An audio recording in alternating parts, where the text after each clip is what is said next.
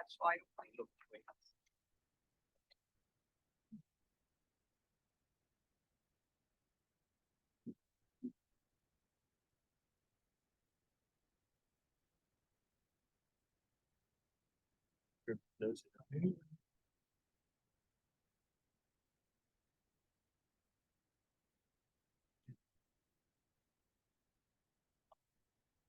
Guys, hang on a second. We're gonna get you.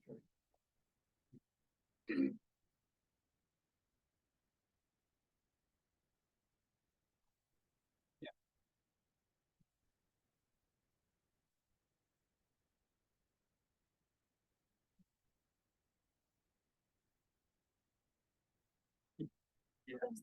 Yes, man. I'm sorry. Sometimes. I know. You don't have that power to change. No. Gee. That's true. That's true. So we really. Very much so, yes. They're really part of my hands. Chance. Yeah. He's throwing. No. Yes, currently. Consultation. Good now. This is fun. Sundays. Do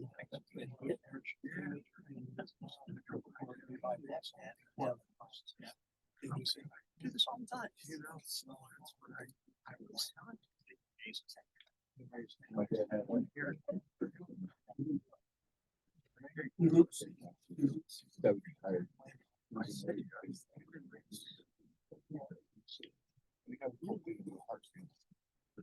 Yeah. Yeah, yeah. This time was private. I know that they get.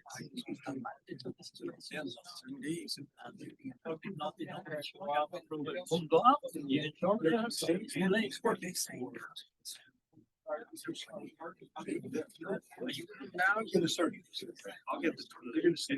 Did you scan the chance to the? We're gonna put them. Sorry, I'll do that. Done. Yeah.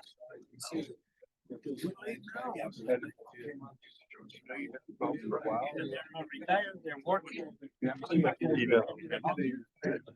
Steve doesn't. Hey, you guys don't have a choice. You gotta slide over. No. Yes. For him? For the new guy. For him? There you go. New guy gets a little chair. Okay, thank you. All right, guys, we're gonna try and move. I apologize for the slides. It's a typical picture's worth 1,000 words. Again, I'm sorry with that. Let me get into this. Let's have a roll call, please, there.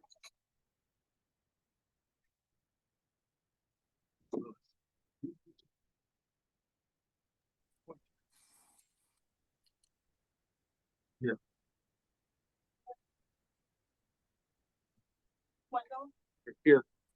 Mr. Lynch. Colburn. Here. Mr. Brown. Here. Mr. Mitchell. Yes. Mr. Frank. Here. Mr. Dunbar. Here. He's on. Mr. Blair. Here. Mr. Biko. He wants. Mr. Lebowski. Present and distant. Mr. Morley. Here. And Courtney Day. Here. And Sherwood. Here. We have a quorum. Thank you very much. So, we've got a lot to accomplish here. One of the things that's important to me is acknowledging our new member. Courtney Day is a new member. And I want to acknowledge the many hours that Courtney has put into this board well before he was a member, the endless support he's offered to this town, et cetera, way behind the scenes. Courtney's actually offered to build his own pump out boat for us. So this guy, in addition to running KPM towing, is truly the salt of the earth. So welcome to the board. You get the official. Ian, because you get an M&M. So thank you. Waterway crime and safety. Yeah. I got this. Oh, I'm sorry. I forget to Sorry, approve the minutes every time. So everybody, I assume, has scrutinized the minutes. We had an interesting meeting back in September. We haven't seen each other since then. Anybody's had a chance to review them? Has any issue? Anybody have questions, concerned about the minutes? Move to approve is distributed. Move to approve. Do we have a second? Second. Second is from, I don't know, Samuel. All in favor, please say aye. Aye. Anybody opposed? Thank you very much. So let me move again to orderly crime and safety. Our dear friend Travis O'Neill has a great slide presentation. We asked him to hold until next month because we've got a fairly full workload. But Travis, if you would tell us how your last 2 months have been. So we had three burglaries, boat burglaries where cars were taken. 2 of them in the area of Southeast 12th Street. We took measures to surveil the area, with our help and other agencies, volunteered to do some overnight surveillance, and patrols. And we also put, some electronic surveillance in the area. So hopefully we can get people, 'cause it seems like they'll come up, all the indications where they came by land. And then we had another burglary downtown. We were able to identify that subject and arrest that subject where he entered a boat downtown and took a bicycle off the boat. We got good video. We were able to identify him and took him into custody not too far after that. Also, we had, at F3 Marina, we had a gentleman who jumped the gate at the early hours of the morning, got into one of the Boston Whalers there, tried to turn it on, the batteries on and get it started, was unable to, and then jumped on another boat, and was trying to take that. Citizen called it in, that the guy looked suspicious. We headed over there, literally as I'm walking into work. It came out, we headed over there, which was right across the canal from us, and we had him leaving the boat slip with the boat. We were able to stop him, get him into custody. He got charged 2 counts of burglary and also for the attempted theft of the boat. Boat show, everything cool? Everything was normal, I'll say. No real issues, just a normal long 10 days for us. With that, also, as you well know, we started enforcing the limited anchoring ordinance, and we're well past 30 days now. I would say that if you were to see before and after, we were at a high of about 30 boats in Lake Sylvia, and currently there's 4 boats in there right now. North Las Olas, there's 3 boats right now. Currently, we've only had to charge 4 people with the ordinance violation, and so we will see how that goes in court. I would say that there are some nice folks that aren't a criminal that are out there. I did not cut them any slack because, as we all know, I need to get my boat running, and one day turns into 2, a week, 2 weeks, 2 months later. So everybody who was there on that 31st day was charged. But we had some success. Some boats I didn't think were going to go, but surprised. Some of the boats I housed in this boat, and they left. So that's a win, I think. We're still working every day to get the boats that are there out there, and still checking it every day. I think the word's gotten out. A lot of people have come anchored. We made contact with them to advise them. They say they knew about it and they were only going to be there for the most I've seen a boat is there for about 36 hours.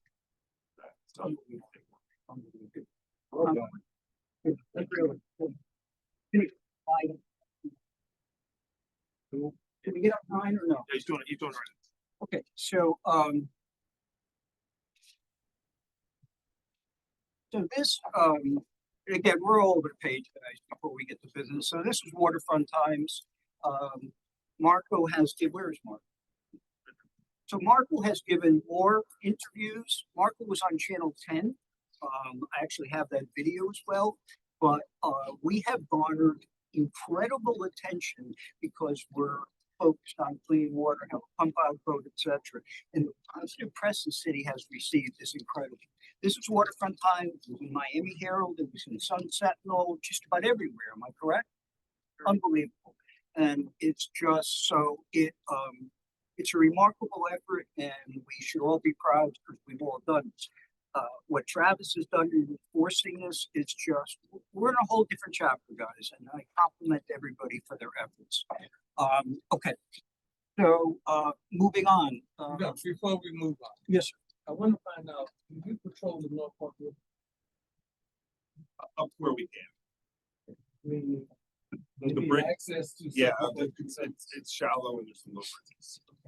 Do we have the capability of patrolling the North Park River beyond those points where the bridge is on Broad Boulevard? Yes. You do? Can we stop patrolling them? Marco told me that the sheriff department would, help me out here. He said that the sheriff department was reluctant to arrest vagrants in the area under the 95 bridge. So it's a FDOT property, so FDOT would have to contact, whatever law enforcement agency is necessary to do the removal of them. Okay. Which FDOT has been made aware, and they're in the process of scheduling a time to meet law enforcement down there to coordinate the removal of the people as well as the disposal of the trash. The trash would take a contractor and probably a roll-off dumpster with how much stuff is down there. And would you be able to provide us with updates, monthly updates on the North Park River Yeah. and the activity over there? Sure, I'll have to, just a caveat with that. And for me to, do that, I have to schedule it on a day where I have multiple boats on the water, because for that, I have to have a small boat. And if we get a call, rescue call, then we won't be able to perform in the small boat that we're doing underneath there.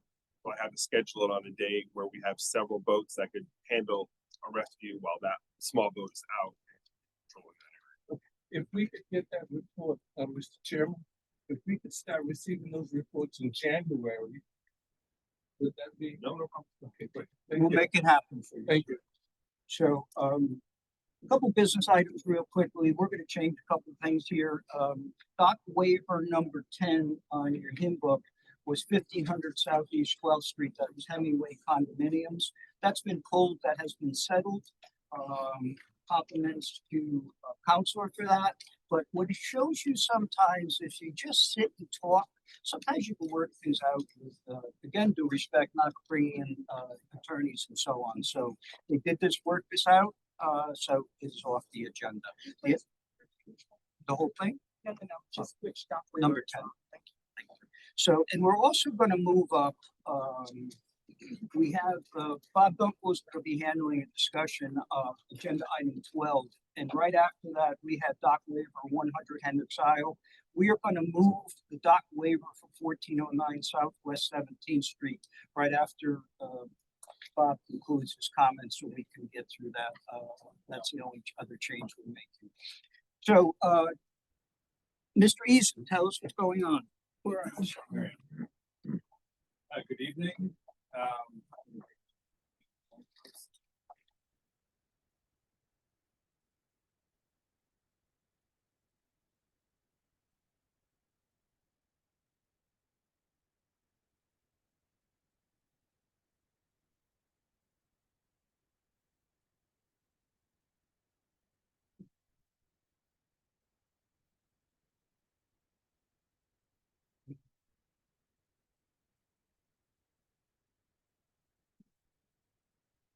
Waiting for graphics, sir.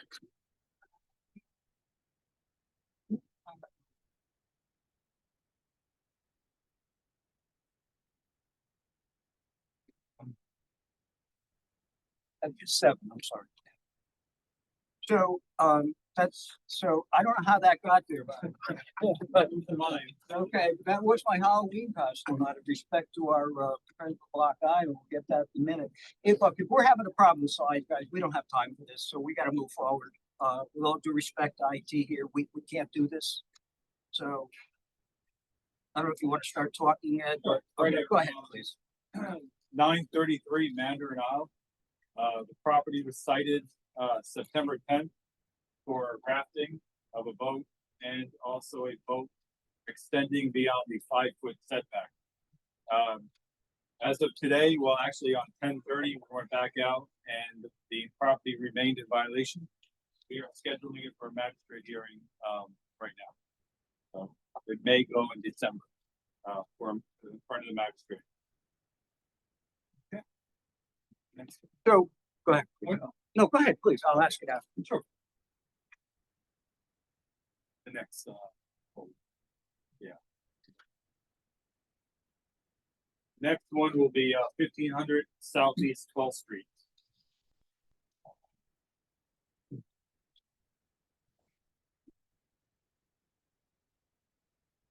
So question for you, that came up, if you're citing a vessel like that boat we just saw that's parked like that, was that a result of somebody calling you or are you just patrolling? Yeah. Because the question is coming around as to whether or not, again, you would simply be driving down a canal and cite somebody, or you would be there as a result of a complaint. Is it generally a complaint? Most of ones we get are complaint driven. Like a lot of times with rafting vessels, we put Steve, I can probably throw something in there. So side setback violations, we generally don't proactively enforce. Just because if two neighbors get along really well, one has a boat, the other one doesn't have a boat, you don't know what the dynamic is between two neighbors. And a side setback violation only bothers those two property owners. So if they're okay with it, it doesn't affect the general public. As far as encroaching out into the waterway, that does affect the general public, so we will proactively hold the case. in Marco. That one, what we have on 12th Street. Isn't this extension one of the too ones far, for right? tonight's dock waiver? Tonight, 1500? Yeah, that's been pulled. Okay, that's been settled. They're gonna be, the condo association is going to pay for the removal of the boat. Okay, okay, well, it went through a hearing, in March, and they were granted a 119-day extension. And then they went to another hearing in July and granted, 118-day extension, which gives them until November 15th, or $100 per day thereafter if they don't comply. It remained when we went back out there on October 8th, but they have it until October 17th. Till November 7th. November 7th. So, Chad, what's new on the fire department? For September and October, we had 23 fireboat calls. Ones to discuss is during the boat show, we had an overturned vessel in the southwest corner of 17th Street Bridge. 3 people were in the water. I think that's what you all just talked about. It was one of those Jeep car type. Oh, yeah. Then Saturday, we had a call in Hillsborough. Boat got went up on the jetty. 1 person, no injuries. And then Monday, we had a 50 to 60 foot European Express type boat fully engulfed about 6 miles off of Dania. 2 people were picked up by fishermen, and that boat ended up sinking in about 800 feet of water. Wow. During the boat show, we had 48 calls, 5 transports. 1 with a cardiac arrest at the marketplace right at the entrance. And another one was a male complaining of weakness. They ended up doing a further investigation and found that he was having a major heart attack and brought to Broward General to go straight to the capital. Wow. Thank you. So active months, but again, been a couple months, and these guys are out there. Fire department is in the process of hopefully getting fireboats. We're working with the police department. We've got a lot of eyes on the water, guys. So great job to everybody over there. So let's move on. Before we jump into Nancy Gassman, who we're truly honored to have here, I want to go through what we're calling real quickly good welfare, new updates, but I'm going to sail through this quickly. Can we do slides real quickly now? Okay. So let us start with. Here, wait a second. So we had back in September, we had 2 waivers. We had 2 waivers, one on 3013 Harbor Drive and 309 Sunset. We approved one unanimously, the other one 10-4. Both were approved unanimously, I believe, by the city commission. So thank you for your efforts, and those are moving forward. The, excuse me. Let's bring up, if we would, one of the most exciting things of all, I think. Let's bring up slide number 2, please. We got these to move quickly, we'll be okay. If not, we're not gonna get to work.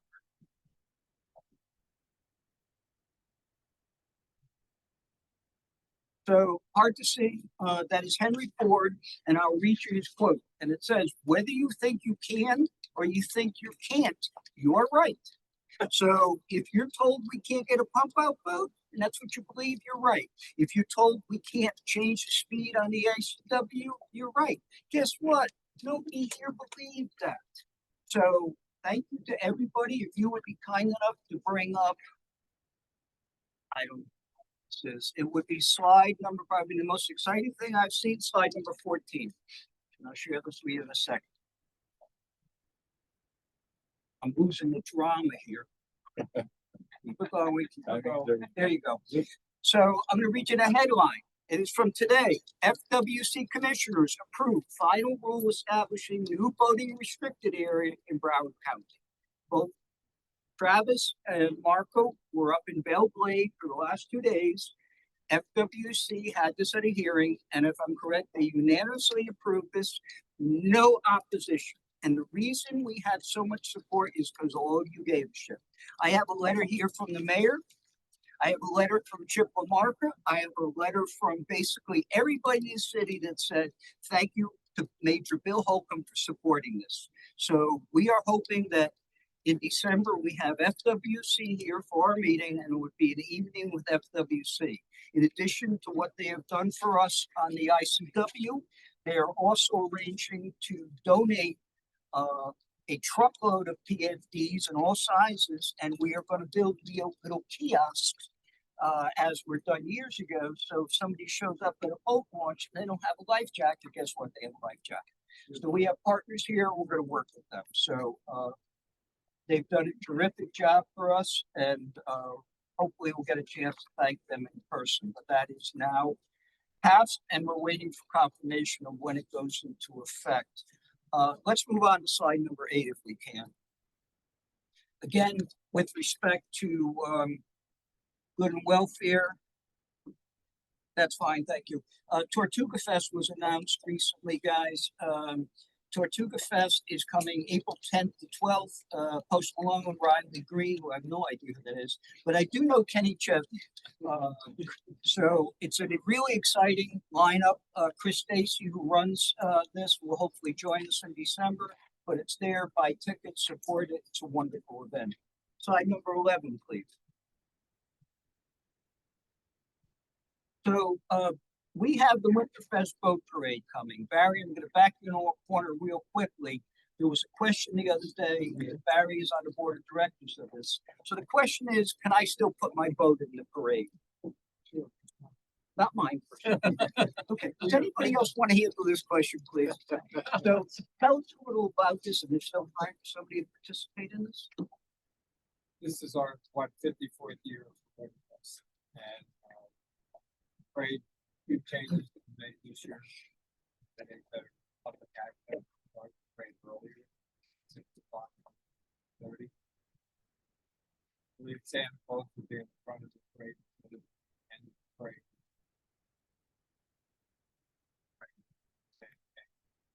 It's a 12-mile parade to freedom of public. We do have the viewing stand over by Las Olas.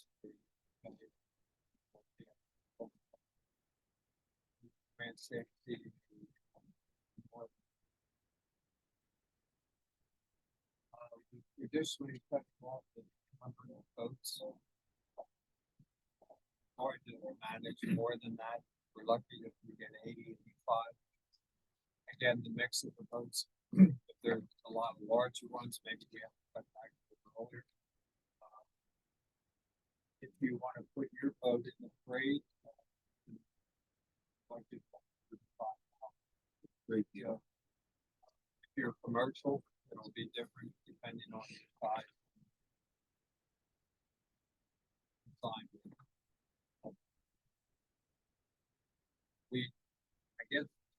years ago, we used to parade this down to the river, go down the port, and started from down there. And I guess maybe 9 or 10 years now.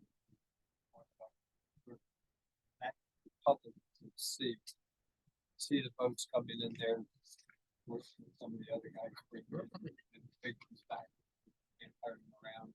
It's like full city, you know, get down there and 4 o'clock every year. Made that seem exciting for it. So we're happy to have it. It's probably the largest in the border parade. It's the 7th largest spectator in one day. Be a million people.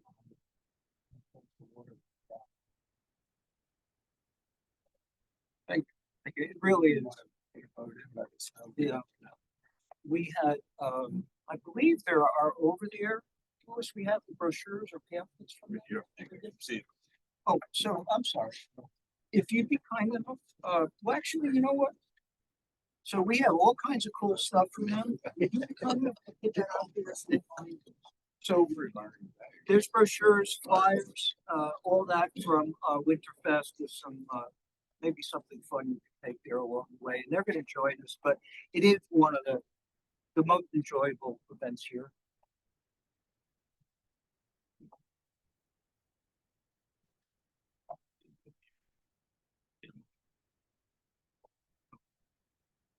So, really great stuff.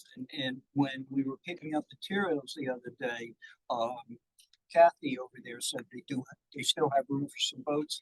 So it's kind of fun, you know, and so thank you, Barry. I do have, as Andrew just pointed out, we have 2 folks on Zoom. It turns out we have a quorum as a result of that, and they are allowed to vote. So, Andrew, I need to confirm with the board. You just need a motion allowing them to participate remotely to vote. Okay, so can we get a motion, please, to allow these folks to participate remotely? Is everybody okay with that? Sam, can we have a second? Second. All in favor? Anybody opposed? Okay, thank you very much. Let's move on here. So, a couple quick things, 2026 meetings, we meet every Thursday. January 1st happens to be a Thursday, so we cannot meet then unless everybody wants to bring their leftovers and watch games. So Andrew has rescheduled that to Wednesday the 7th. The other one that's a conflict is on July 1st. Commission meeting. So The commission meet, so July is the correct date, am I correct? we moved it to July 7th, so it says July 1st. July 1st, so that is the correct Correct. date, because there's a city commission meeting on the Thursday. Okay, the other thing, again, right behind is the balance of the 2025 meetings. Hard to believe we're in December and it's been a year since we kicked this all off, so again, thank you. Let's move into some business. But first, again, we have an update on water quality, the impact from recent king tide, maintenance, dredging, et cetera, from one of our truly most respected people in the city, and person who, when she speaks, we all listen very closely, our dear friend, Dr. Gassman. So, Dr. Gassman, thank you for joining us in person. We shared a couple things, a couple questions that come up, and I'm going to repeat them and let you do your thing.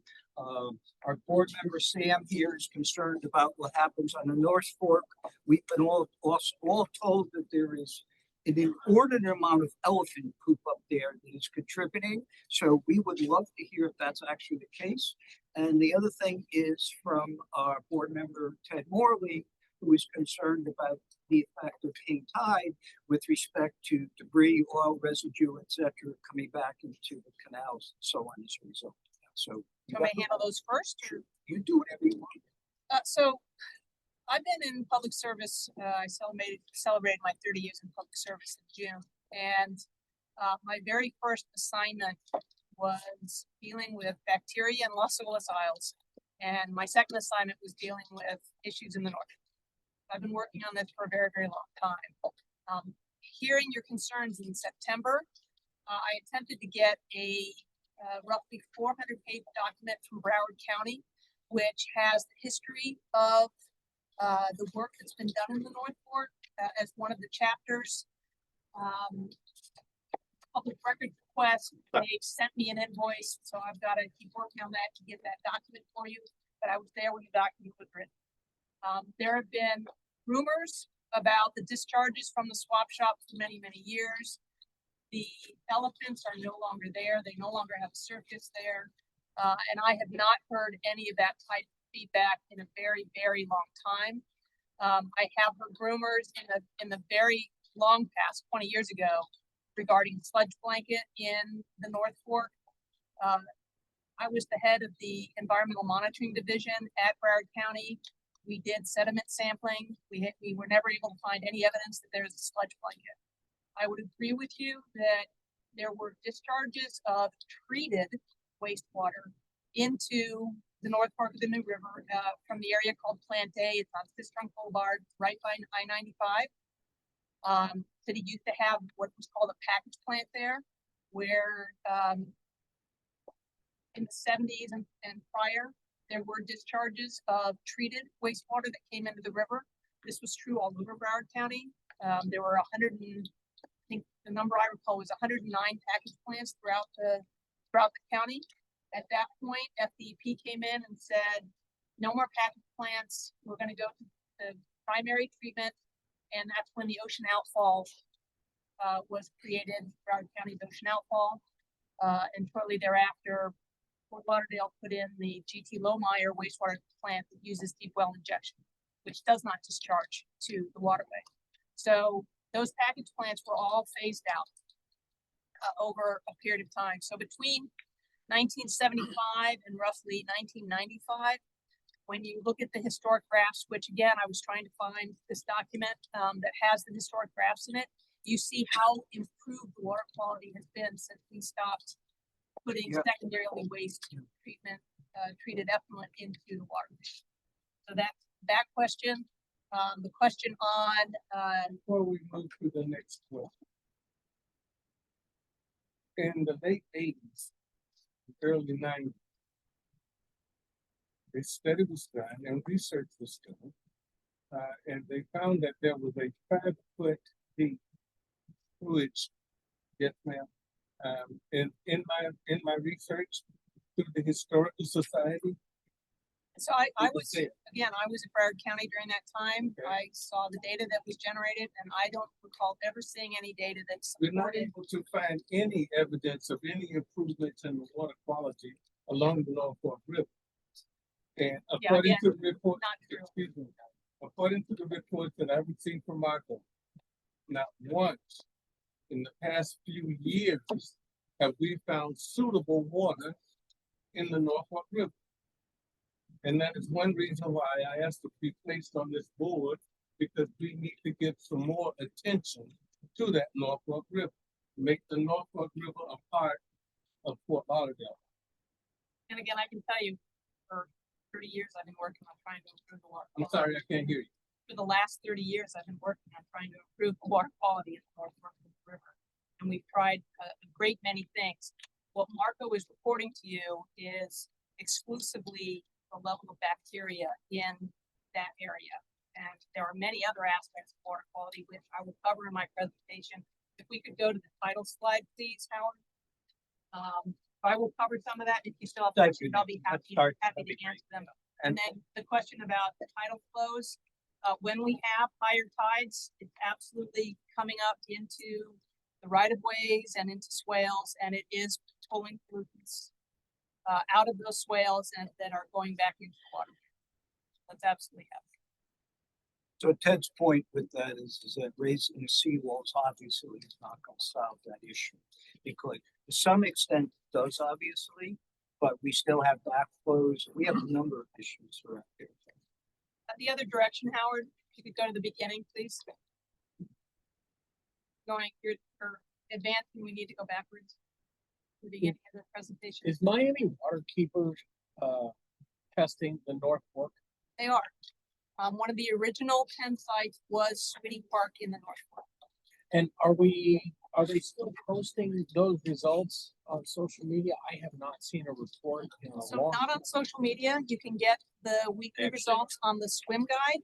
Mhm. And you can also get them on their website. The actual data are posted on their website. Yeah, they Go do, about they do screening. actually post it on their social media pages. They are. Yes. There are links, on the city website to access that data as well. Thanks, Howard. If you could go ahead and launch the presentation. There we go. Chairman, if you like, please. Yeah. The water sample that you're taking is down in the Sweetness State. The main portion of the Norfolk River starts at Broward Boulevard.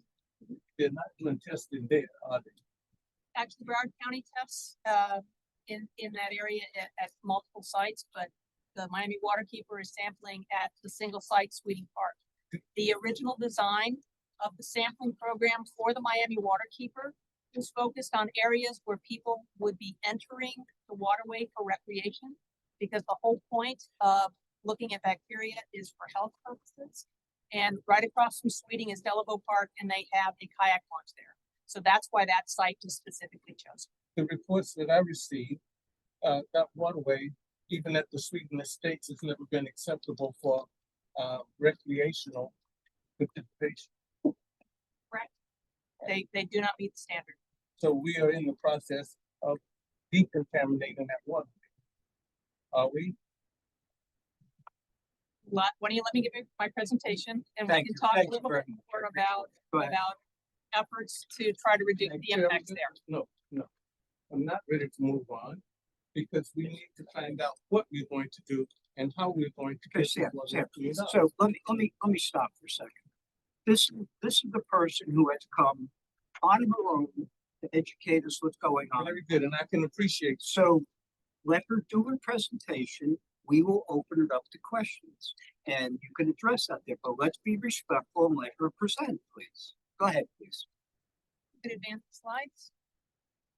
So I originally came to the Marine Advisory Board at the invitation of Chair Whitten on May of 2024, and we had a conversation, and this is really an update to that previous conversation. Next slide. Howard, if you could advance the slide.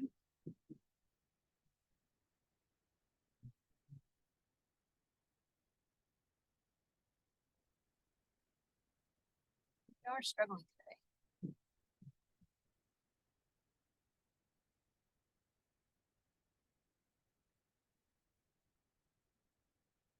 So as Howard works through the slides,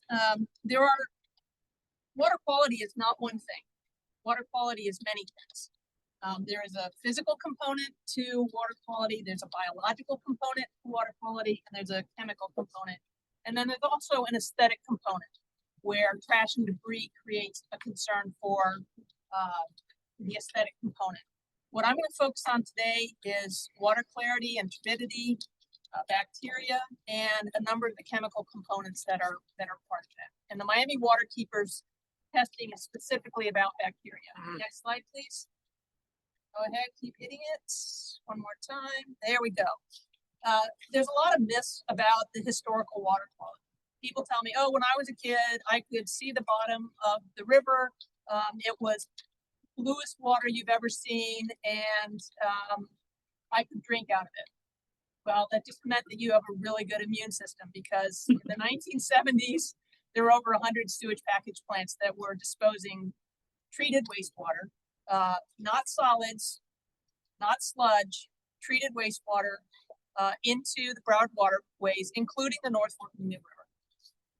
Water quality, when you look at those historical documents, and again, based on your comments at the last meeting, I tried to get those documents. I've not been able to get them yet.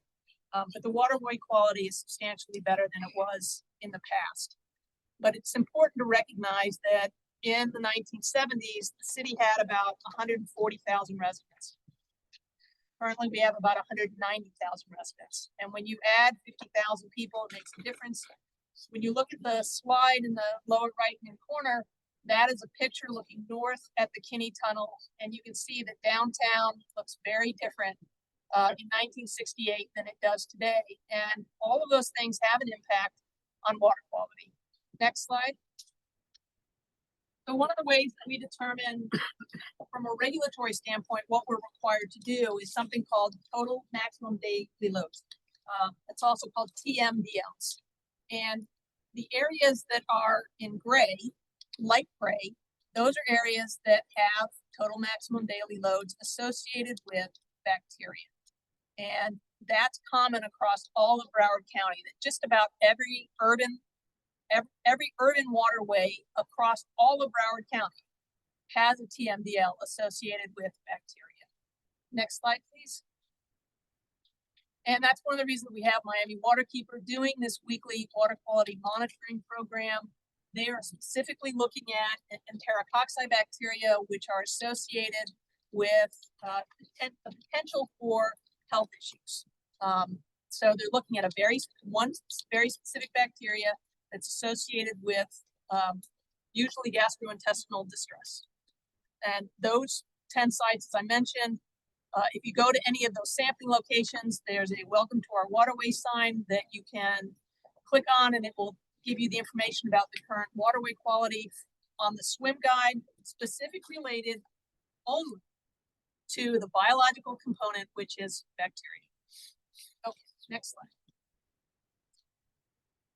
So when you look at our water quality data through September of 2025, this is bacteria, and it's the percent compliance with our requirements for the Florida Department of Environmental Protection standard.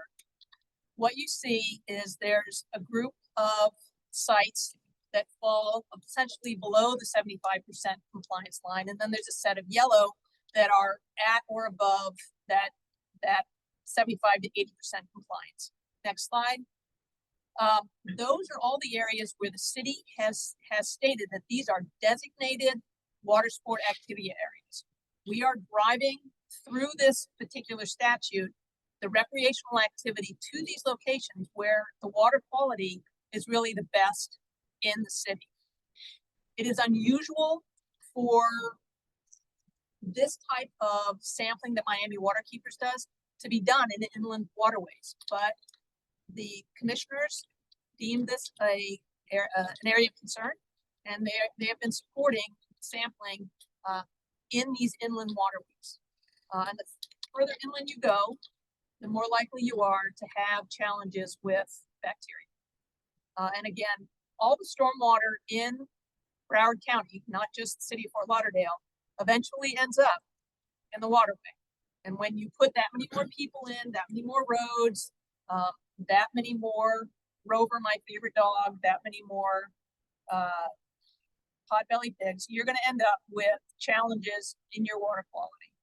But again, I think it's important to recognize that the areas that we are driving recreation, where people are getting in the water, potentially ingesting the water, at those locations, we have a much higher compliance rate. I also want to point out that there's no other city in Broward County that does this type of sampling. We are the only city in Broward County that does this type of monitoring. I've heard people say, oh, well, the water quality is not good in Fort Lauderdale, so I'm going to Pompano. You don't know where Pompano falls on that graph, but you do know where we fall on the graph as a city. Question, if I might? Through the chair, please. Certainly, of course.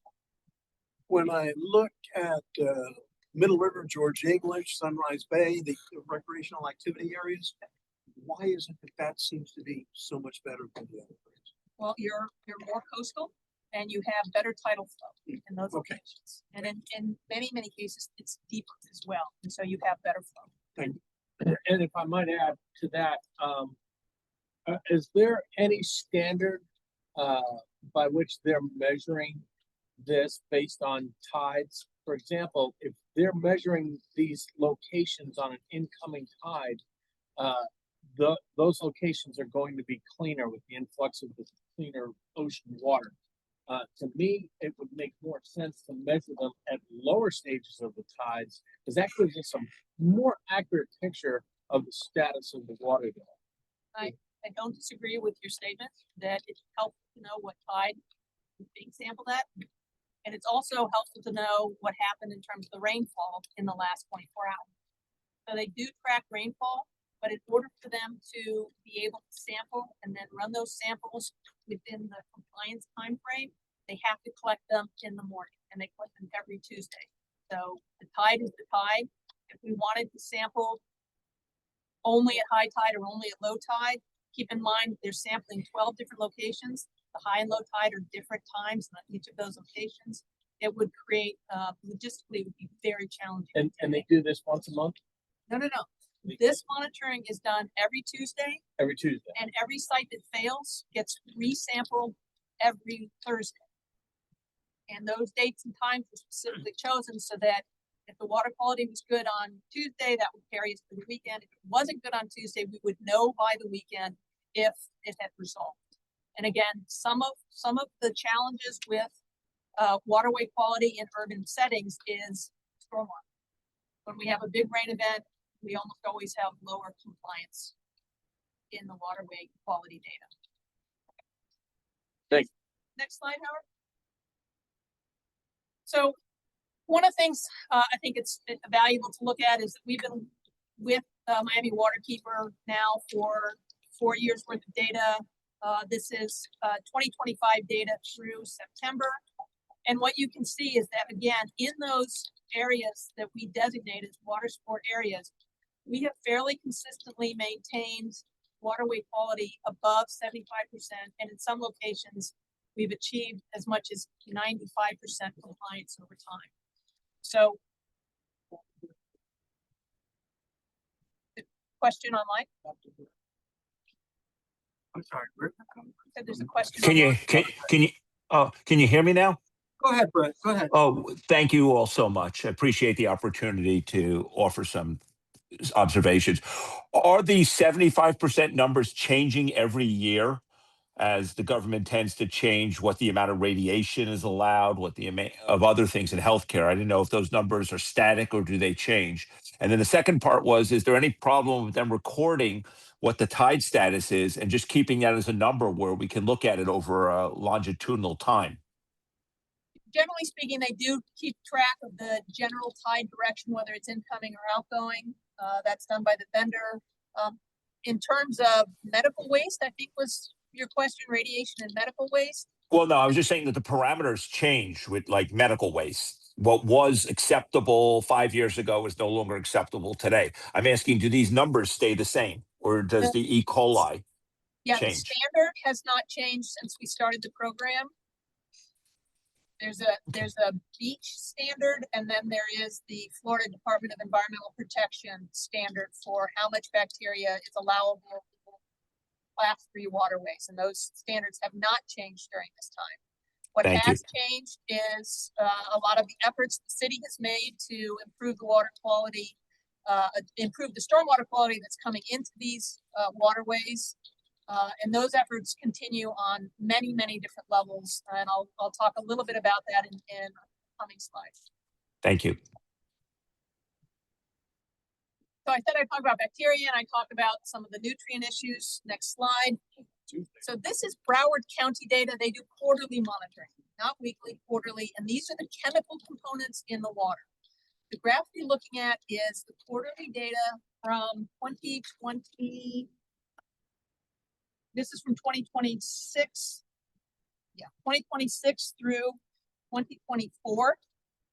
And you can see that it changes over time. Next slide. And the Broward County provides a rating. When the rating is good, it means that the majority of the time, the standard, what we're measuring is below the standard for the water. So for total nitrogen at the Sunrise Intercoastal site right off Birch Park, the water quality in terms of nitrogen is good. Next slide. And so for these parameters, chlorophyll, oxygen, turbidity, and phosphorus, what you see is that all of those are falling in the good range. I'll just point out that for the oxygen standard, you want to be above it rather than below it. But for all the other standards, you want to be below it. But for chlorophyll, turbidity, dissolved oxygen, all of those values over this quarterly monitoring data for a period of 18 years falls in the good range. I want to point out turbidity specifically because the turbidity standard is 29. And you can see that these numbers, generally speaking, are below 3. So it's a magnitude lower than the standard. The one area that is of concern in this waterway at this location is phosphorus.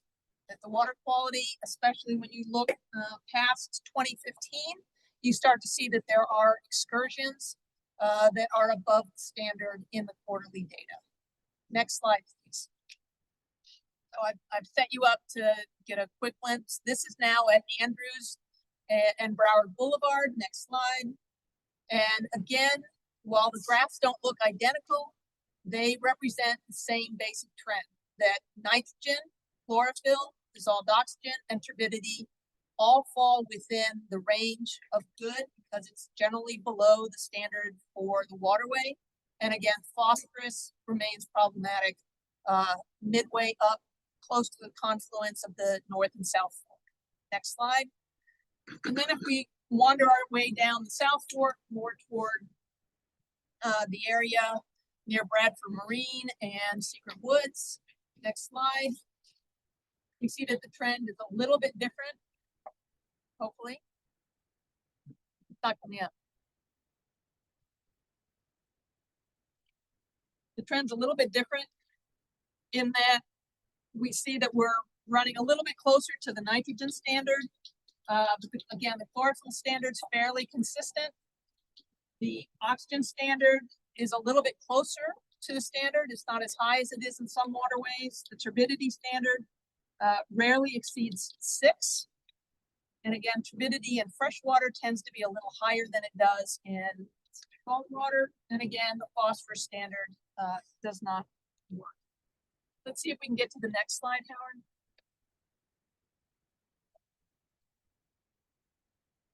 Next slide, I can't take my way through by talking. I actually have to show you the slide.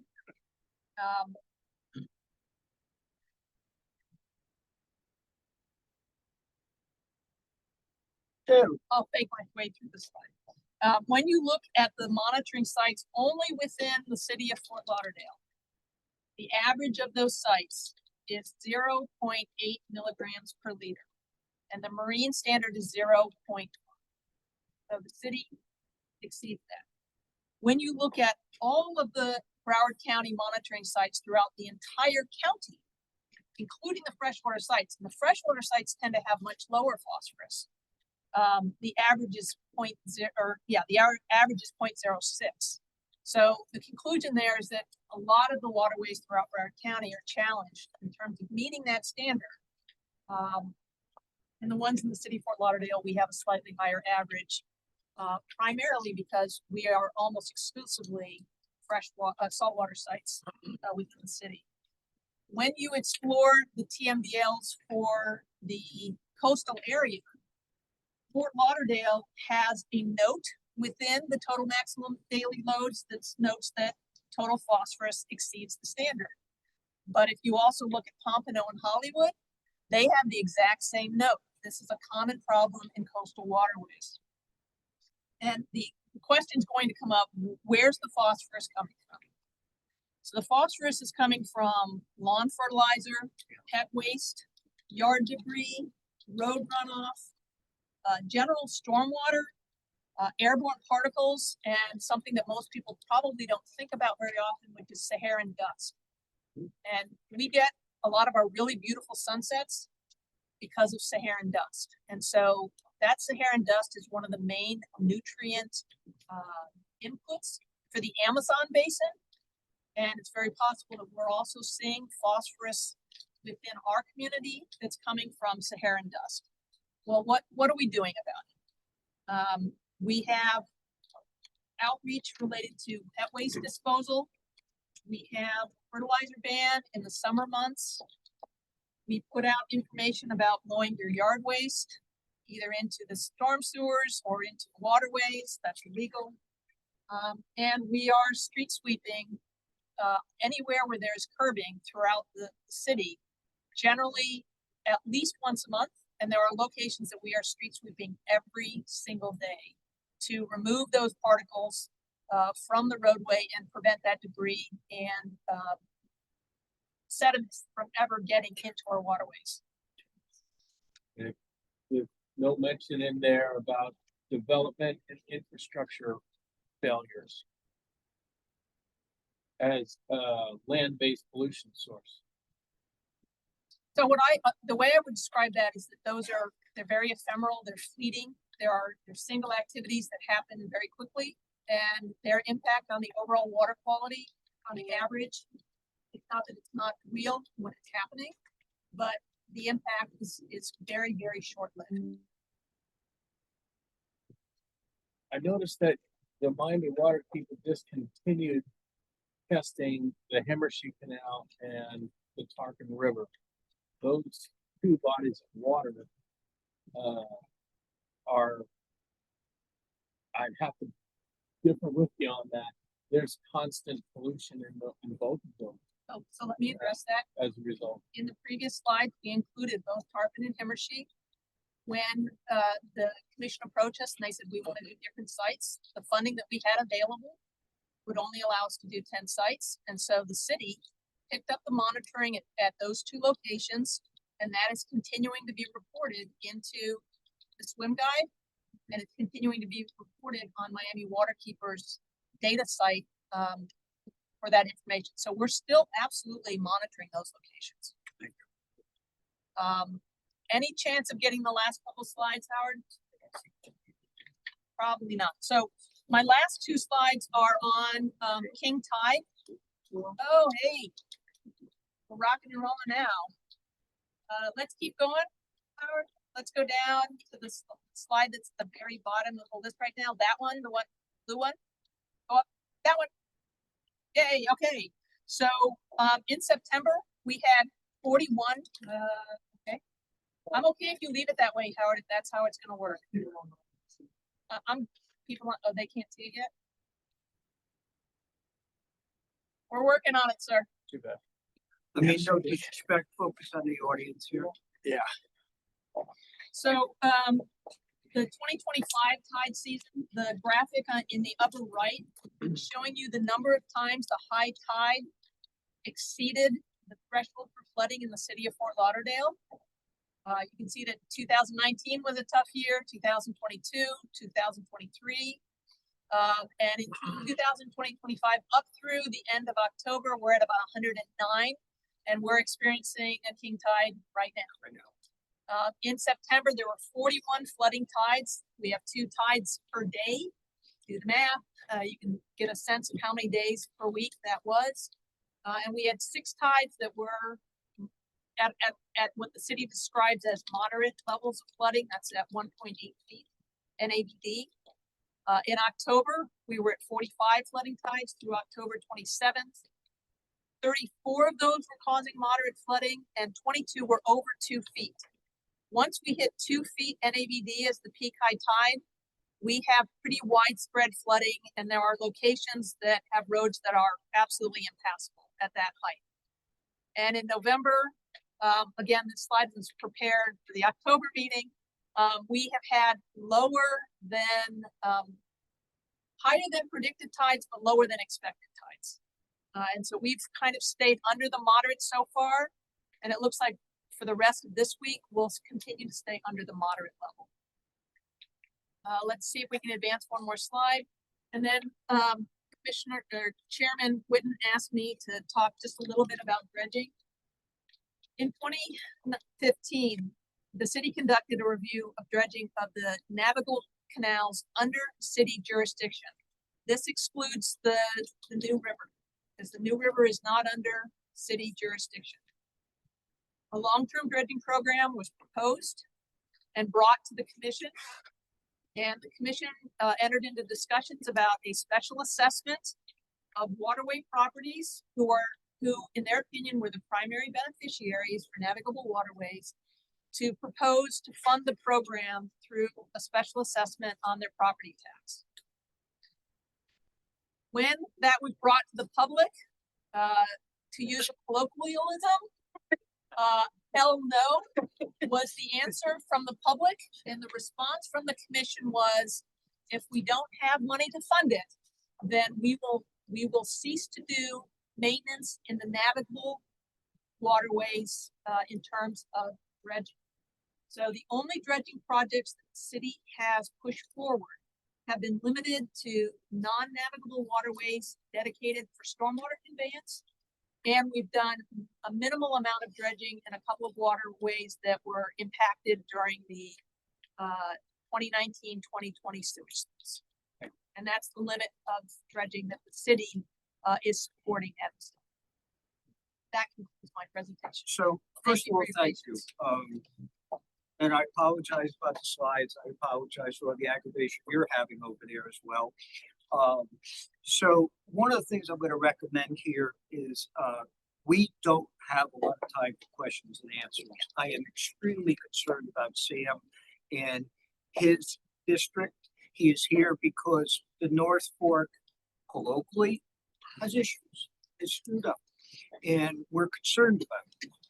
So one of the reasons I was talking about maintenance dredging is because we know there are issues up there. So here's what I'm going to recommend. What I'm going to take away from this is every place that water moves is relatively clean.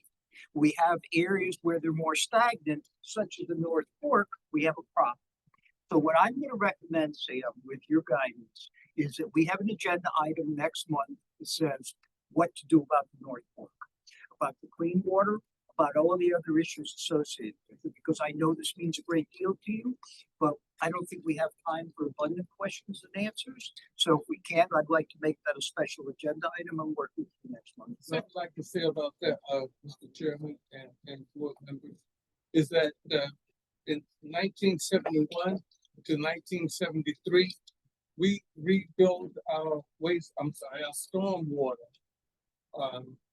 infrastructure. All of that stormwater in Northwest Fort Lauderdale, strike that. All of the stormwater in certain areas in Northwest Fort Lauderdale was brought down 19th Avenue and dumped into the North Fork River. We talk about phosphorus levels that will not stop until we remove or alter the collection of rainwater going into the North Fork River. With your permission, Chair. So of the documents that I was looking to collect, there was one called the Operational Flow Study, which we worked with the South Florida Water Management District to push more fresh water from the west down the North Fork to determine whether that would help with nutrient levels, nitrogen, phosphorus. I was able to get that document. I will give that to Andrew electronically and have him share that with you. The result of that study was increased flow in the North Fork did result in lower nitrogen and phosphorus levels. So I'll share that presentation. In terms of stormwater, the city just invested, I don't have the total number on the top of my head, but it's somewhere in the range of $50 million to redo the stormwater system in Dorsey River Bend and in the George neighborhood. And included is in that stormwater improvement program were a number of water quality stations that have been now installed as part of the requirements of putting in the new stormwater system. When you look at the city of Fort Lauderdale overall, there are 100 outfalls into our waterways. I'm sorry, 1,000 outfalls into our waterways. The North Fork is just one of the waterways across the entire city that ensure that we can drive on our roads and have houses that are not full of water. So there has to be a balance that has to be reached. But to think that we can shut off all of the outfalls and be able to prevent flooding in our neighborhoods is not a realistic thought. So thank you. We will follow up. One of the delightful things about Dr. Gassman, in addition to everything else that she does for the city, is when you call her, she picks up the phone, you ask her to be there, she says when. So thank you very much. We are truly, of course, you go out with your obligatory M&Ms. Thank you, sir. How about a round of applause for Dr. Gassman? Dan, we take it quite seriously, so you and I will pick this up next month. Thank you. And I'll get some additional documents. Thank you. Thank you. Okay, so moving to business, I can't thank Dr. Gassman enough. It means so much to me to hear from him, so thank you. So, sure, we will be bothered. So that's gonna bring us, we agreed to move up 1409. So to the exciting part of the evening, we are gonna start with dock waiver at 1409 Southwest 17th Street. Who is gonna lead that? Lisa, are you somewhere here? I'm here. Okay. So take the floor. Let's just get the page.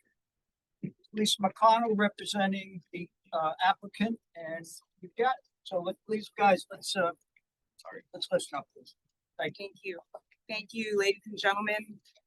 I am happy to have this opportunity this evening and look forward to clearing up what seems to be mass confusion on this project being before the Marine Advisory Board. We all scratched our heads a year ago when the permit was issued by the building department, and then prior to commencement of construction, it was required that we get a formal waiver.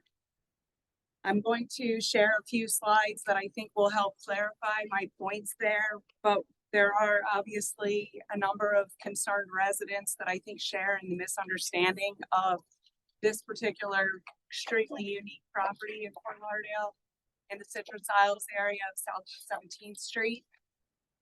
The applicant is looking to raise the seawall to the 5.0 standard and build, replacing the marginal dock that runs his 60 feet of waterfront, and install 2 new finger piers. Existing today are piers, they're 39.5 and 39.8 feet in length from the marginal dock into the water.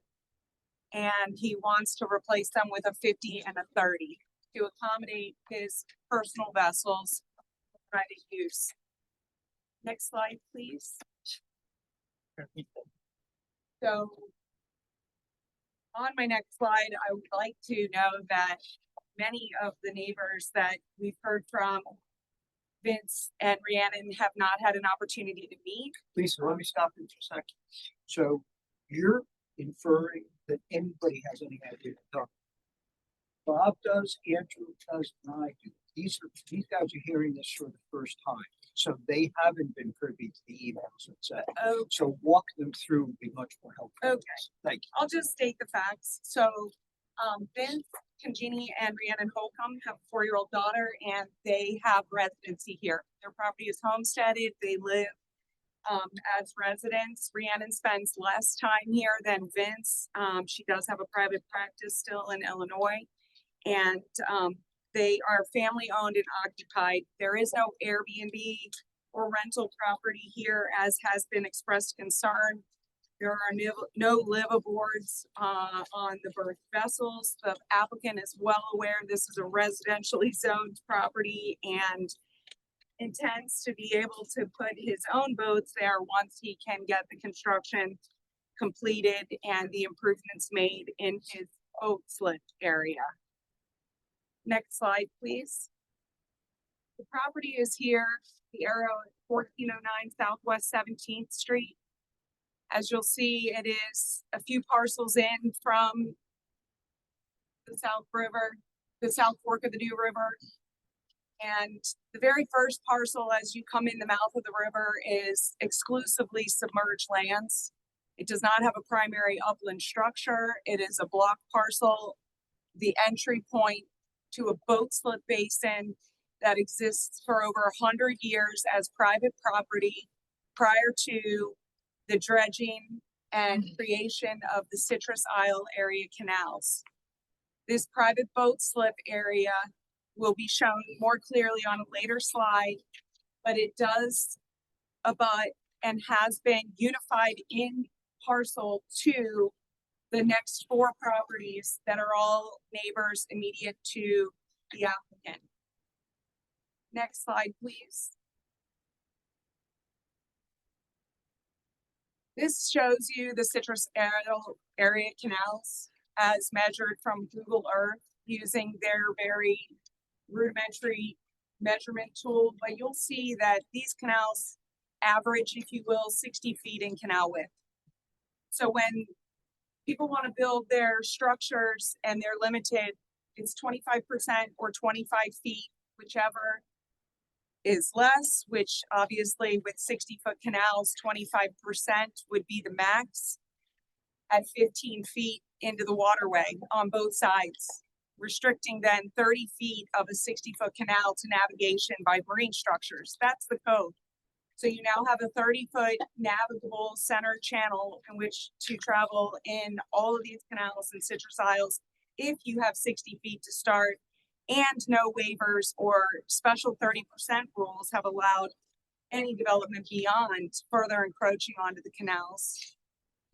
The 60-foot Crevalle Canal that runs along Old Dial and Southwest 17th where the applicant is, plus or minus 60 feet. At the applicant site, city surveyor and multiple others have confirmed it's between 62 and 67 feet wide.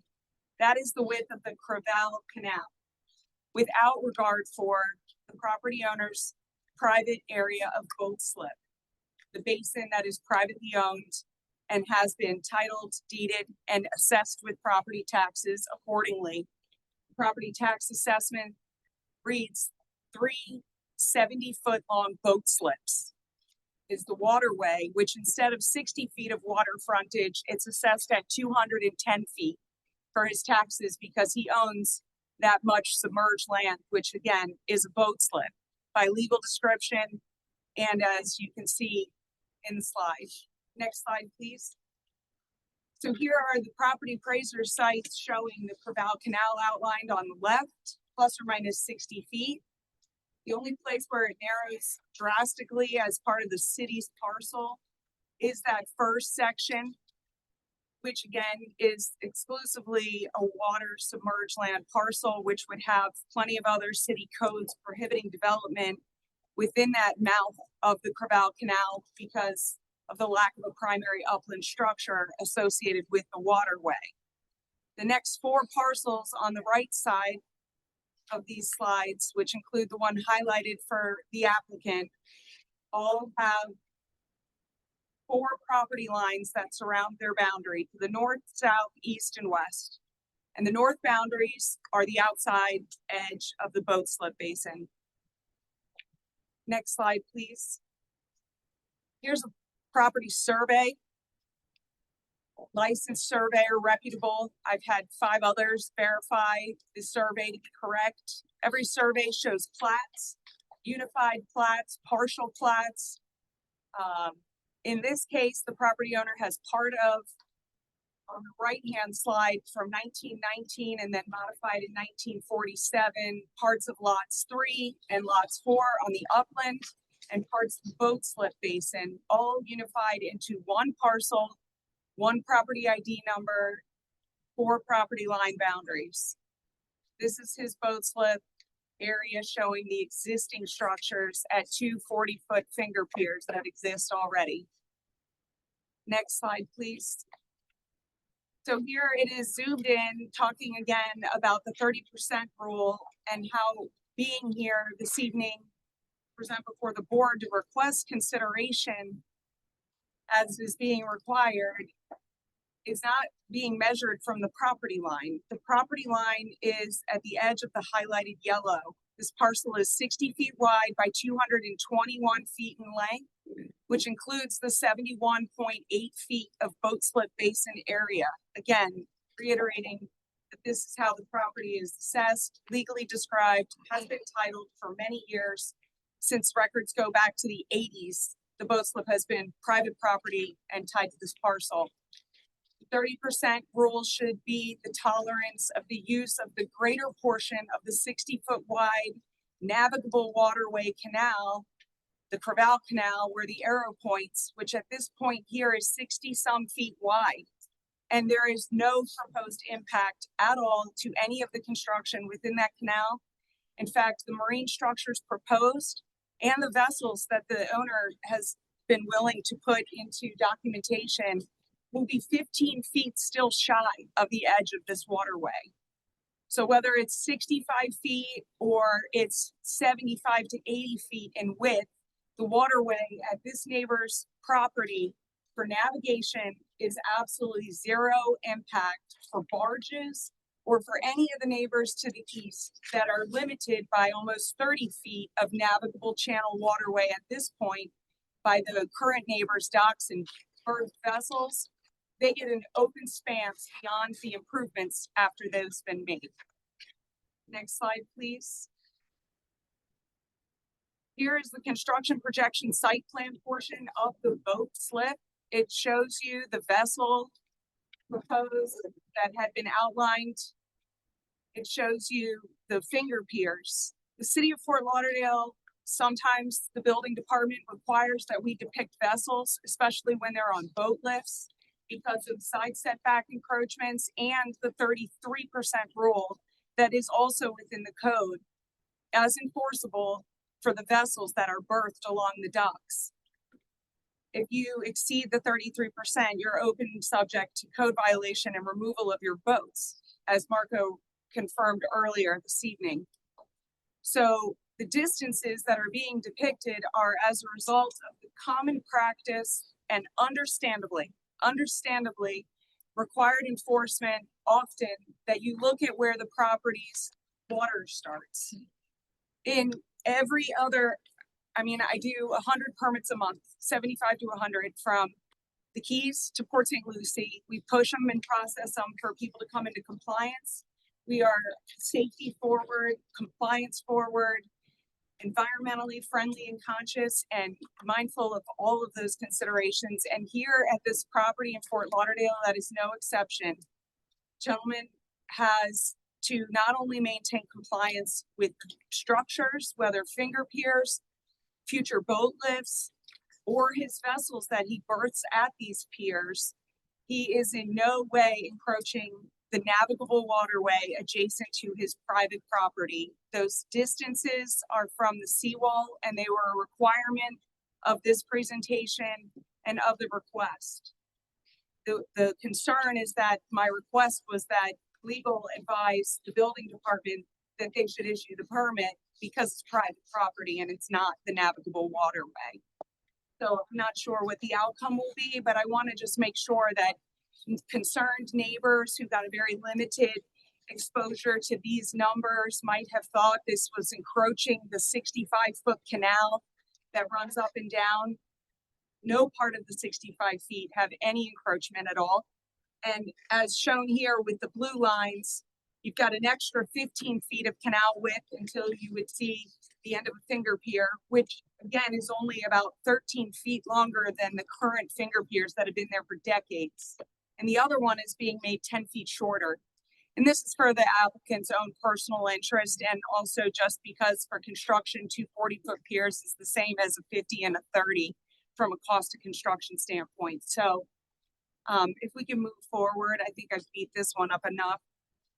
Extraordinary circumstances as a requirement to this. Again, the proposed docks and piers are necessary for the safe mooring of the upland property owners' personal vessels for their personal use, especially during the high wind events and severe weather. Neither the structures nor the berthed vessels will encroach the canal. The width of this navigable waterway for safe navigation should be measured per the code from the property line, in particular in this circumstance, despite it being interchangeably used with water's edge, wet face, shoreline, etc., and other more appropriate and applicable cases. This private boat slip area is intended to be occupied by berthed vessels, does not reduce the average width of this canal. Again, there is no impact to navigation. And the other extraordinary circumstances, again, that this approval is being required for the specific waiver of code compliance, despite this being a privately owned boat slip area and not part of the public waterway. Consideration should be made for the intended use of a boat slip basin.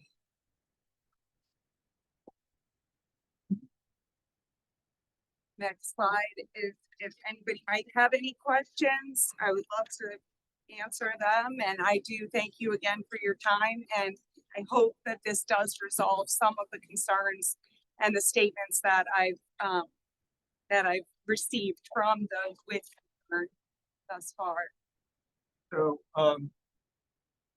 before we open it up to questions with the board, as Lisa's inferred, and the public obviously also, and we're gonna have folks there, but, Bob Dunn will spend a fair amount of time on this, and, I appreciate the presentation. I think it was well done. There's another side to this, and I appreciate that Bob would kind of share some of his thoughts. I would prefer to wait till everybody else speaks. Okay.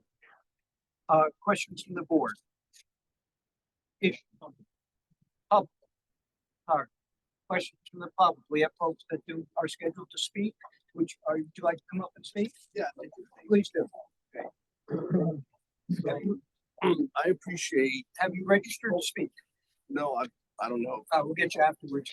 What's your name, please? My name is Roy Rodriguez. I'm one of the neighbors across from where they're proposing. Yes, this. yeah. So am I allowed to speak or no? Yes, please. Oh, so, and by the way, I'm a little nervous. I'm not nervous, I'm shaking because it's like 55 below zero. No, it's 40. Just trying, I'm just trying to think here, really. It's Yeah. crazy. so I love the presentation. It looks great on the slide. It really looks great, right? But you have to live there and you have to see it for yourselves to get a real idea of how wide that waterway really is. Because we live like northwest of that property, and they're proposing. She's saying that there's like a 40-foot dock there now. I don't think it's 40 feet. I think it's like 25 feet. But whatever. Regardless, they're proposing to put a 57-foot dock that is going to extend all the way out. And now, I think that almost every one of the people that have docks on that side have a boat that's almost double the size of that dock, or extends out at least 10, 15 feet. So if you have a 57-foot dock, and next thing you know, there's going to be a 75-foot boat parked in there. And I'm telling you, there's nothing that can go by there. And so, and furthermore, the minute that they allow this, all of the other neighbors are going to have the same right. So basically, what you're not seeing is the amount of congestion that's going to be taking up that whole area there, limiting the amount of water. So, and the other thing is that I have the right to put stuff on my side, right? So what are we gonna do? We're gonna limit the size of that canal to like, 20 feet, 25 feet, 30 feet. I personally think that, the board should get a better view of that area and make a decision once you see what really, what's really going on there. Because what she's proposing or what she showed there is on graphs and little pictures and all that, but there's really you have to really see that area to get an impact of what that finger dock is going to do there. So I'm just, for the record, I just want May I ask the question? Certainly. So, sir, you appreciate when you pull into the mouth of your canal that the first neighbor with the perpendicularly docked vessels has roughly 70-foot boats docked there? there's no 70-foot boat there. 60, the first neighbor on the right, A 70-foot boat? 65. No, there's no 65. So Google Earth is not accurate. There is absolutely no 65-foot boat there, and these neighbors all live here. I mean, if there's a 65-foot boat, it's a phantom boat. There's no 65-foot boat there. The biggest boat that's there right now is like a 50-something foot, and it is extending way out there. So I would love the board to look at that boat and think the pier dock is the finger pier is gonna extend past that boat. So just to make one point of clarification, the 56.5 feet is from the gentleman's backyard where the original plat was defined for the land. It's not a property line. It was a platted line. And what extends to the 56.5 is the seawall cap, Right. the cap overpour, the marginal dock, and then a finger pier of It's comparable 50 something size. feet, The right? total across 140 foot wide. So I don't want you guys to get the pistol match. But I understand what you're saying, and I want to touch on that. Okay. Because, so this board, hey guys, let's all be on the same page here. You touch on a very interesting point. And I have shared with you guys, you have to go physically touch this real estate. So I spent a lot of time there, and you are right. If you're not there, and all due respect, you cannot understand this from Google Earth. Right. If you are there, you do understand. No, I know you have. But with respect to how tight this canal is and how sensitive it is, this has nothing to do with the outcome. But let's be honest with each other. This chokes off to 50, 60 feet. It's an issue. And one of the issues you touched upon is we need to be able to get a barge down to service the seawall because they all have to be raised. Now, we have this problem in other areas as well, but we're not singling you out. But the fact is, we can't get a barge down there. And if it does anything further to choke it off, and that's why when Counselor talks about keeping 40% clear in the middle, it's the hope that we can get PD, FD, and a barge down there. So you are right, we're all right, but you do need to physically go and understand this, guys. Thank you very much. Yeah, go ahead. My name is Teddy and Sarah. This is in River Oaks, and I am the president of the River Oaks Civic Association. And we agree with, we don't want this precedent set. We don't know, we're 100% against this. I've been contacted by neighbors. We've never been contacted by you to appear for our monthly civic association meeting, which would have been nice. And so we are, as a neighborhood, as a civic association, we are not in favor of this. It's like you said, it's right at the starting point of it, and I don't know how we're going to get further down east down the canal.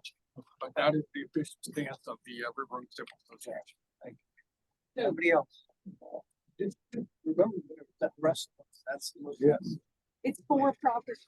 There are no others in all of Fort Lauderdale. Let's respect the gentleman who's speaking. Yes. Your name, sir? Francisco Criado. I just put my name there. I live in that canal. On all the canals there, that is the most narrow canal of all of them. I have my own boat.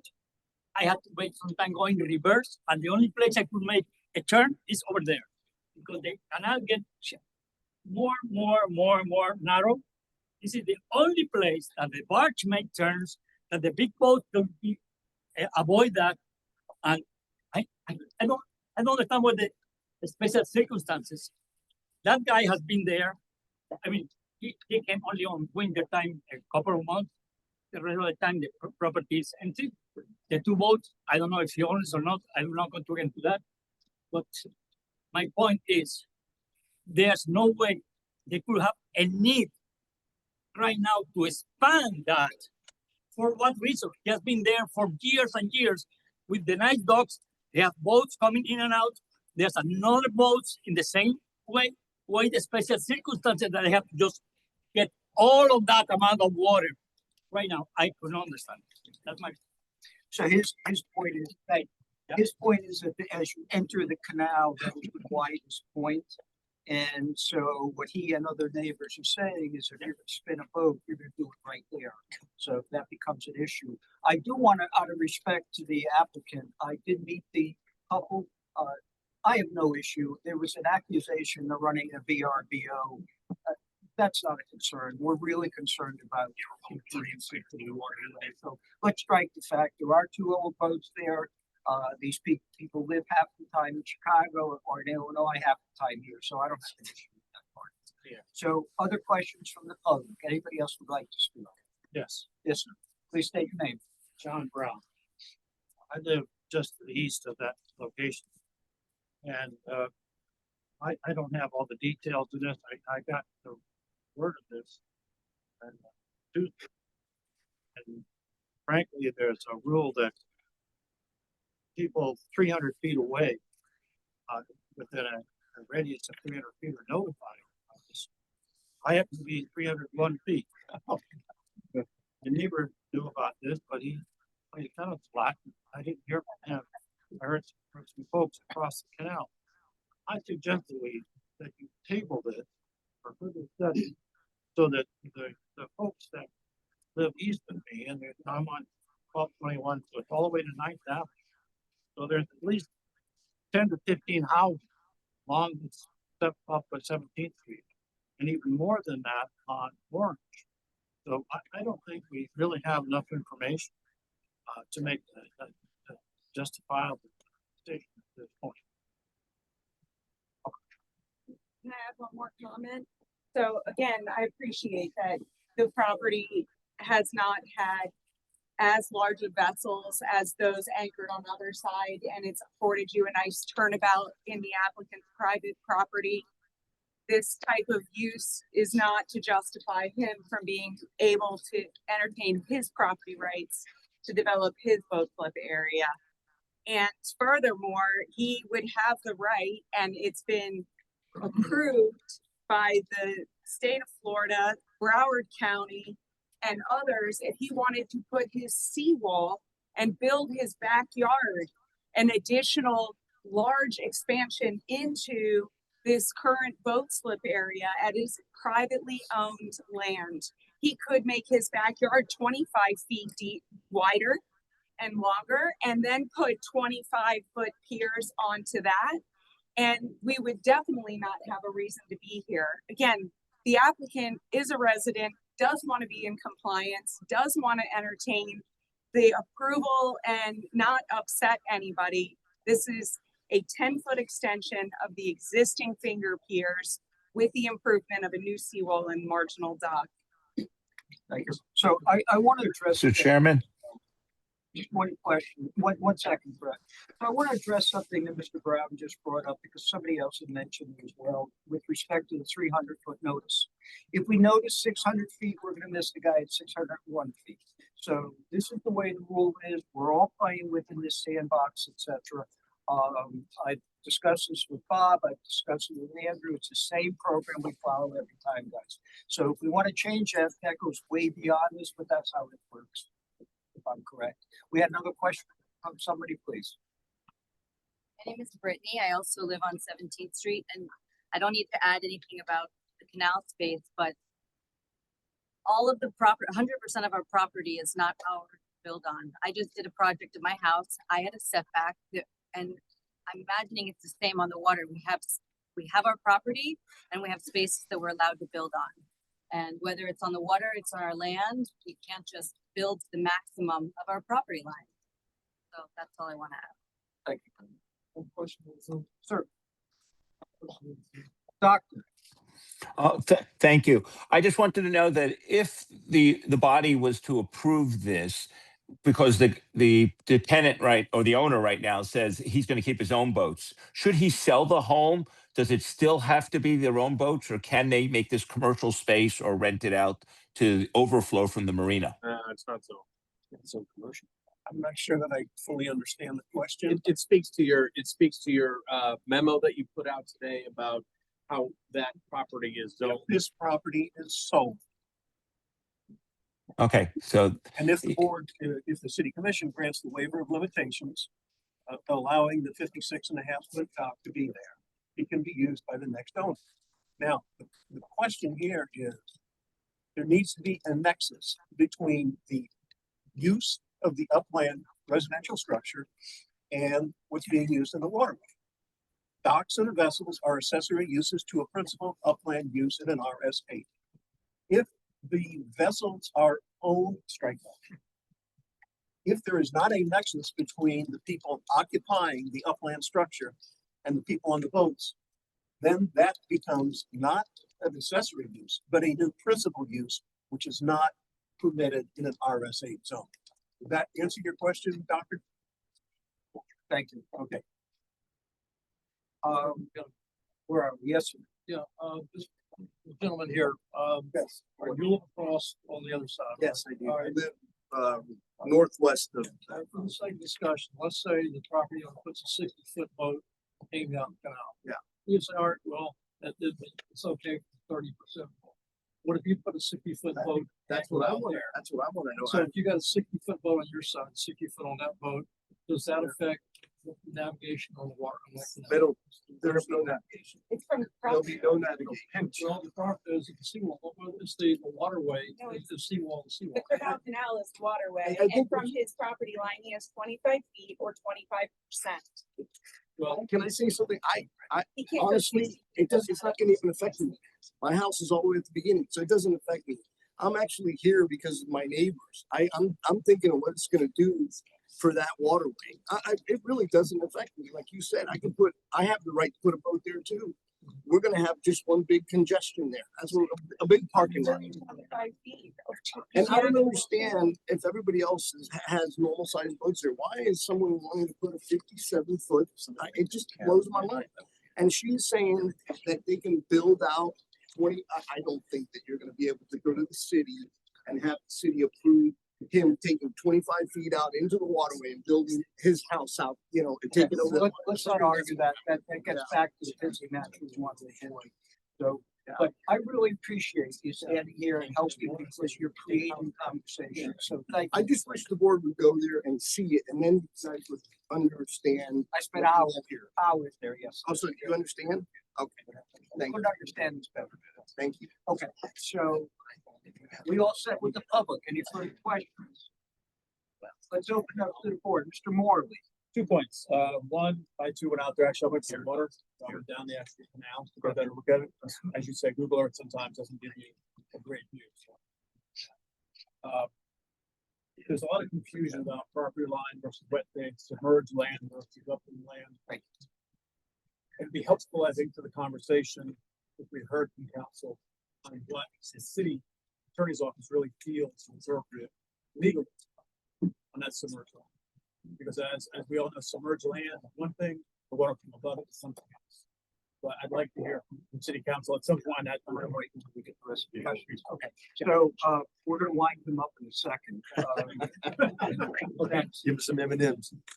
And, I pass by that canal multiple times a week. It is very narrow. As a boat captain, one thing about a 50, it's proposed 50 feet, 50.5 feet finger pier. Okay. 56.5. 56.6. Okay. Six inches. My concern with that is anytime you're gonna build a pier, a finger pier of that length, it means you have the intention to put a bigger boat there. That's right. And the problem with that is in practical terms of running boats, when you take a big boat like that, you have to pull it out that much further in order to fit in it. Well, in that very narrow canal, okay, you got wind and anything else that might be affecting it. I think that 56.6 foot finger pier ends up being a problem in that canal. And I think there's a considerable safety factor when you consider the length of the canal, the Crevel Canal, in relationship to other moored vessels that are in the area. So I think 56.6 is, I gotta be honest with you, I don't think that's a good deal there, So I appreciate that, Norm. even though it's permitted. So for the record, both, Norm Beckroff and Ted Morley are licensed captains. Safe to say they understand the water. Sam, do you have a question, sir? Yes, Mr. Chairman, I visited the site myself, and I noticed the narrow waterway. It is absolutely impossible for them to build out to where they want to put this. So one of the things you do not notice from the street, and I see Lisa going like this, is that there is, and we can go back and show you the slide, but this, while the rest of the canal is quite narrow, this particular one does have a basin that was cut out some time ago that you cannot see from the street. So if Ted went there by boat and Norm did, you see that. But so that's part of the argument is that basin occupies a lot, and Bob is gonna get to that in a second as well. So thank you for that. Who else has a question? Let me respond to like Council's point. We're here today on a waiver of limitations with regard to finger piers or if there had been mooring lines. We are not here today on the length of the vessel. But I understand your comment, but we're just weighing it on the basis of the length of the finger piers. But I understand exactly what you're saying about the doctrine of unintended consequences. Yes, yes. Mr. Flanagan, yes, sir. Not the word extraordinary circumstances. Or just or the applicant created.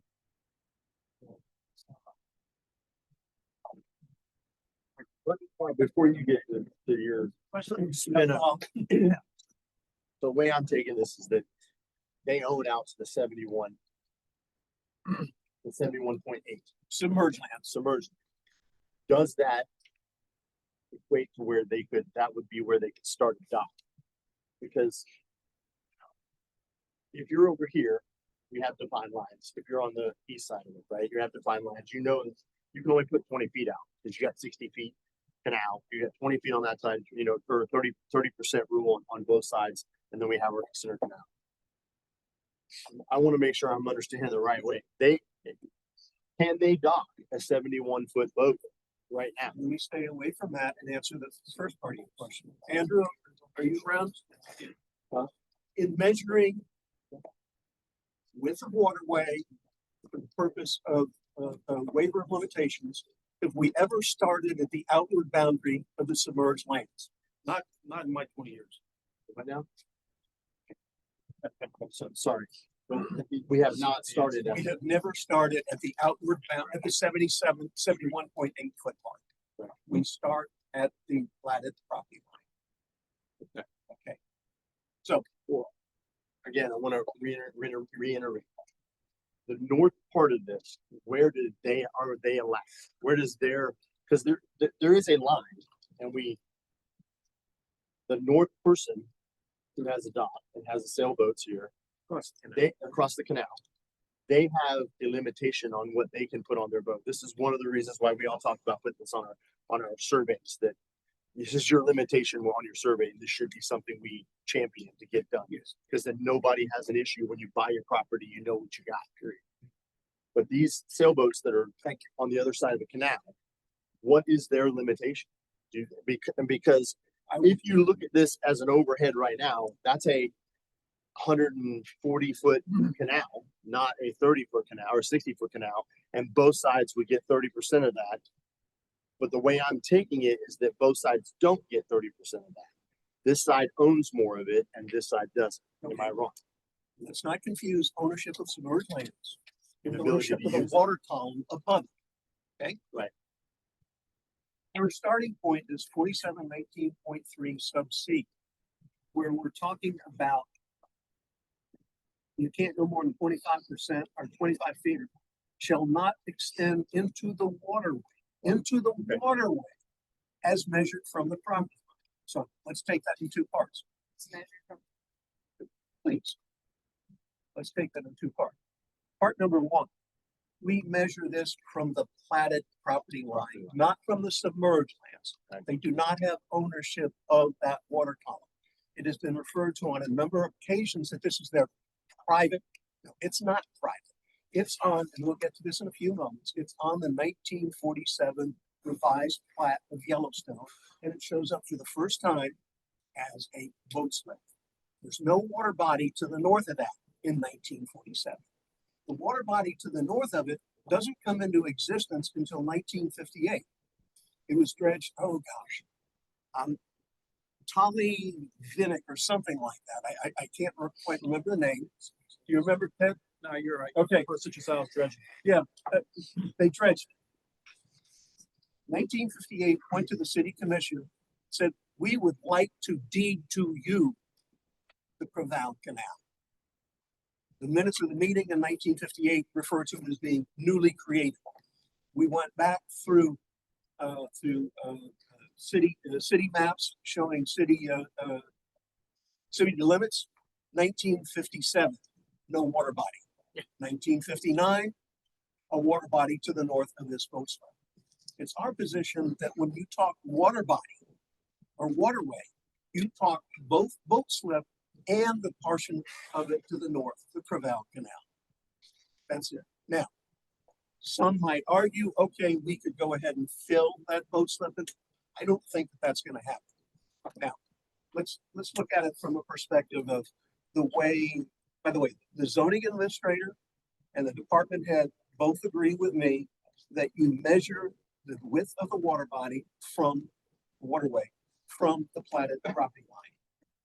If you were to advocate anything other than that, if you were to advocate that it could be measured from the property line out in the water, when you go to develop your piece of property, and you have a rear yard setback, would you take your rear yard setback for the upland parcel and measure it from the submerged lands?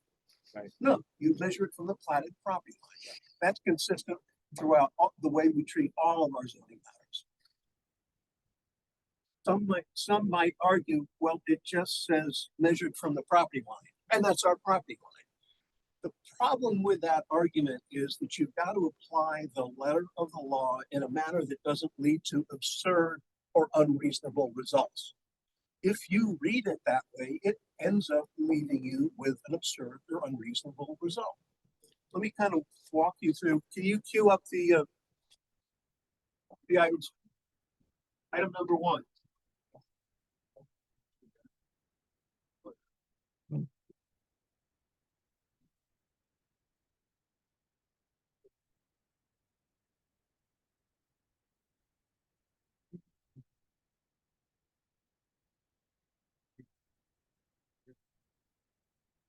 One of the last things.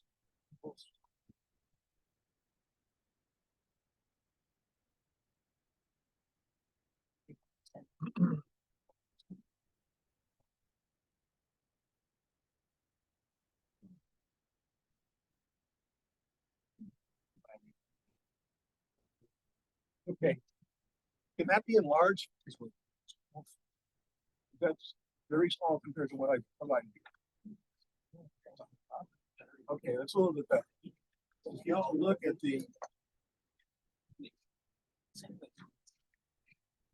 the north end of that. You'll see in the northwest corner, you'll see New River, and then you'll see what's designated as a boat basin on the 1947 plat. That boat basin does not appear on any of the prior plats for Yellowstone. The properties there were platted as 50-foot lots. They were re-subdivided into 60-foot lots.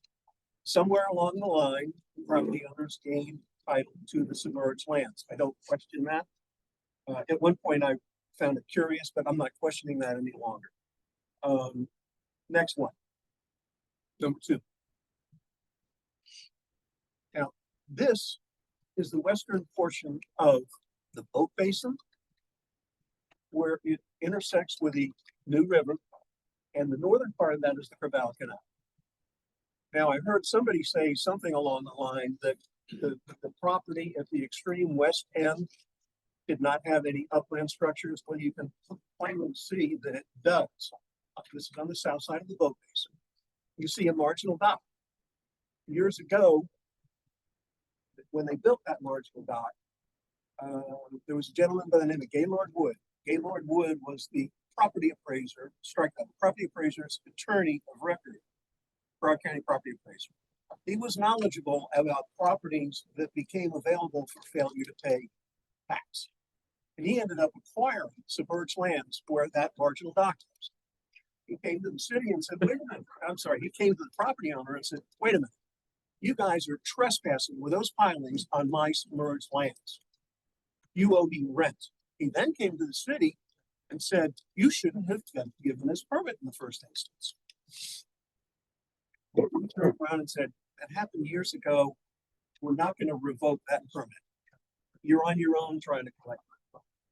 But you'll notice that they did what should more reasonably been done, a marginal dock along there. That leaves, now when you're looking at this in today's terms, you'll see water dock. The waterway has a width that goes from the south end of the boat basin all the way up to Orange Island. That is where the city is saying, this is the way you measure the waterway. It's a navigable waterway. What's a navigable waterway? A navigable waterway is something that is subject to the ebb and flow and tide and is capable of being an instrumentality of interstate commerce. I can get in my boat and I can go out there, go up through the Gulf of Mexico and go all the way up the Mississippi River. It is a navigable waterway. Both sides, navigable waterway. You've got to look at two of them together. You can't separate one from the other. Now, you'll also notice, let's take the extreme west end over there on the Orange Isles side. If you buy into the applicant's argument, the only waterway that exists is the Crevalle Canal. Well, at that point, I believe, according to my measurements, it's 34 feet. Now stop and think about that, 34 feet. What's 30%? How far out can you go? 30% of 34 feet is 10.2 feet. Now, 5 foot for a marginal dock would leave you with a vessel that's only 5 foot beam. I think a 13 whaler probably has a beam larger than that. So it's applying it the way they're advocating leads to extremely unreasonable and absurd results.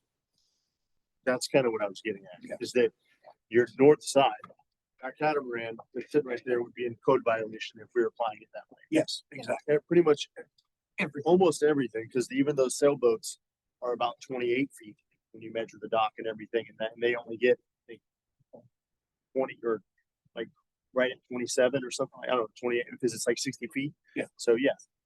Okay, next slide. Can I make a comment about that parcel? So that first parcel to the westernmost end, you said had upland structure development. It doesn't. It has a dock. That's an overwater structure. There is It's no a- residence or property. And Fort Lauderdale's code states that you may not build a dock for the berthing of vessels if you do not have a primary upland occupiable structure associated to the parcel.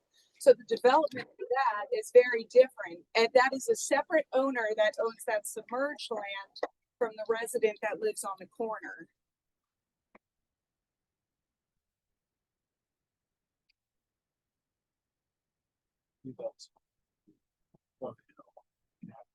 This is the property that I was referring to.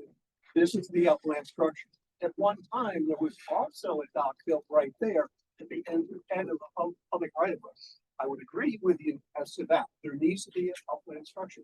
This dock is an accessory use, and the vessel there is accessory to the principal use of an upland structure. Because that property owner there allowed permission, not the city of Fort Lauderdale, You're missing my Western point County. entirely. I think that you, are implying that the Creval Canal is 35 feet and that anybody At that, would at that suggest. point, yes, it is 34 feet. And the waterway is wider than just that 34 feet. But The waterway, look, the code would allow that built there to be the 30% rule. please don't lecture me on what the code will allow. I've been dealing with it since 1988. But you haven't answered their question when they've asked, what can they build? It's 30%. I think I did it. Did I answer your question? Getting more lost. I mean, We forgot what the we're going back question- and forth.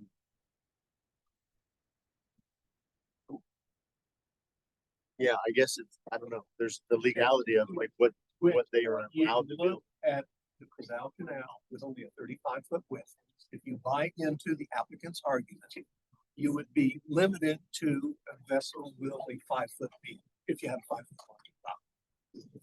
The essence of the matter is what is the width of the waterway, not what is the width of the Creval Canal. Right. What is the width of the entire waterway? Boat Basin is part of that entire waterway. Okay, next slide, please. That makes sense. Then everybody needs to Okay. cut their fingers. Please, I did not interrupt your presentation. I would appreciate the same. If you could focus in on this, we asked the city survey, please provide me with the width of the waterway as measured from the proposed 56.5 foot finger pier. The reason why we asked that is because if you look at the extreme west end of their property, you'll get one measurement, and at the extreme east end, you would get another. So let's be fair about it. Let's not just divide it in two. Let's take that measurement from the midpoint of the 56.5 foot. And you'll see that it measures 63.8 feet from the submerged lands and another 71.8 feet. In my memo to you, I did some mathematical errors. I think I recited a distance of 140.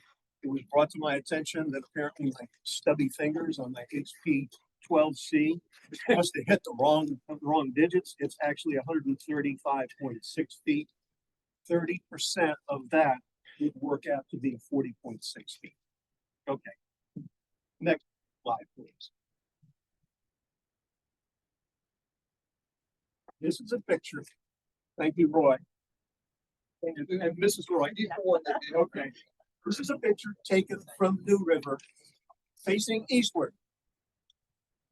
Now, if I follow the applicant's argument, only the stuff on the left is the water. To my lion eyes, quoting from the Eagles, I see the whole thing as a waterway. And that's what the city's position is. That's backed up by the zoning administrator. That's backed up by the Department of Sustainable Development. Next slide, please.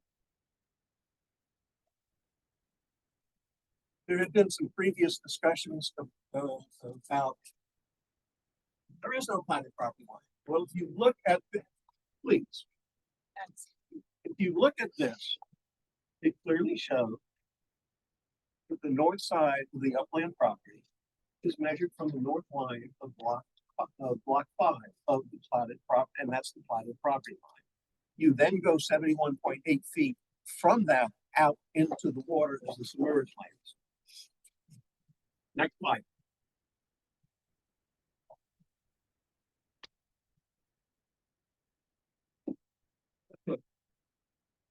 This is some submerged lands that are owned by CRYC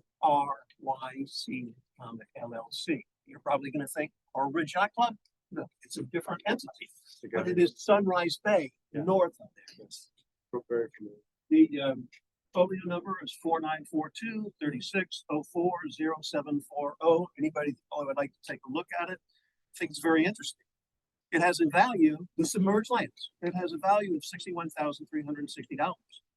They pay $11,332.71 taxes on that.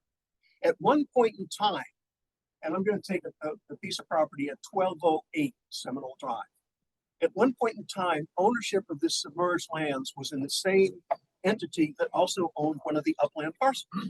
And at that time, the vision was, we're going to create a bridge and we're going to create a subdivision out there in Sunrise Bay. Army Corps came along and said, no, I don't think so. I would suggest that the same result would be if they tried to fill in those submerged lands. At this piece of property, Army Corps is probably going to say, I don't think so. Next slide. Now, I'm being presented with an argument that says, pass over the submerged lands. We'll go to the outer side. If you took from 1208 Seminole Drive, which is you see the house with a brown roof? Okay, the first house south of that is that 1208 Seminole Drive, which may or may not have been the property that these people once owned, Princess or Kentucky. If you measure from the property line of 1208 out to the red line there in the intercoastal, 954 feet. If you buy into the applicant's argument, 1208 could build a finger pier, 954 feet long, and then go out another 25 feet or 25% into the intercoastal waterway.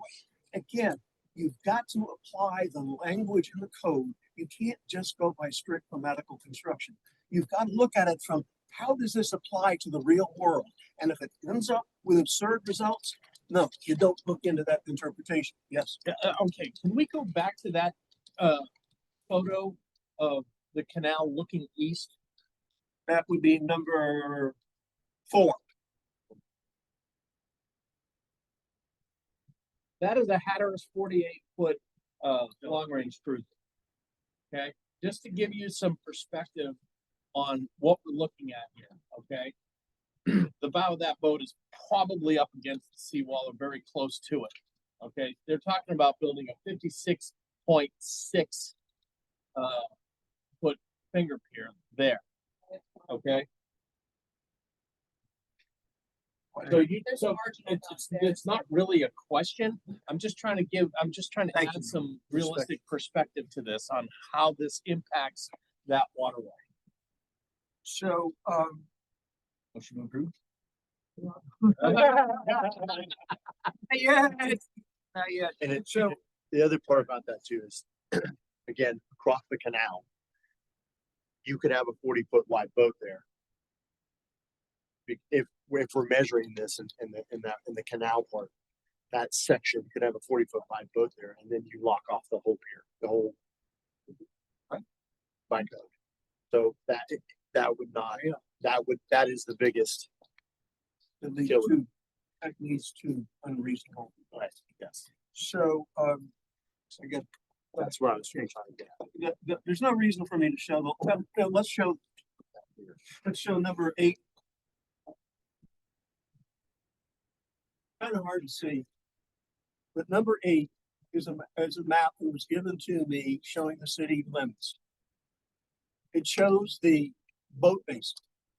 It does not show what we now call Preval Canal to the north. Next slide. Next slide shows the boat basin to the south, and it now shows Preval Canal. That's the 1959 map of the city limits. So if the board is inclined to recommend approval, it would be my recommendation it would be my recommendation that you recommend to the city commission approval of the waiver of limitations, limiting the finger pier to 40 feet, which is just slightly under the 30% mark. That's in light of looking at the waterway, entire width of the waterway, not just the Preval. Question, now it's back to the board. Question.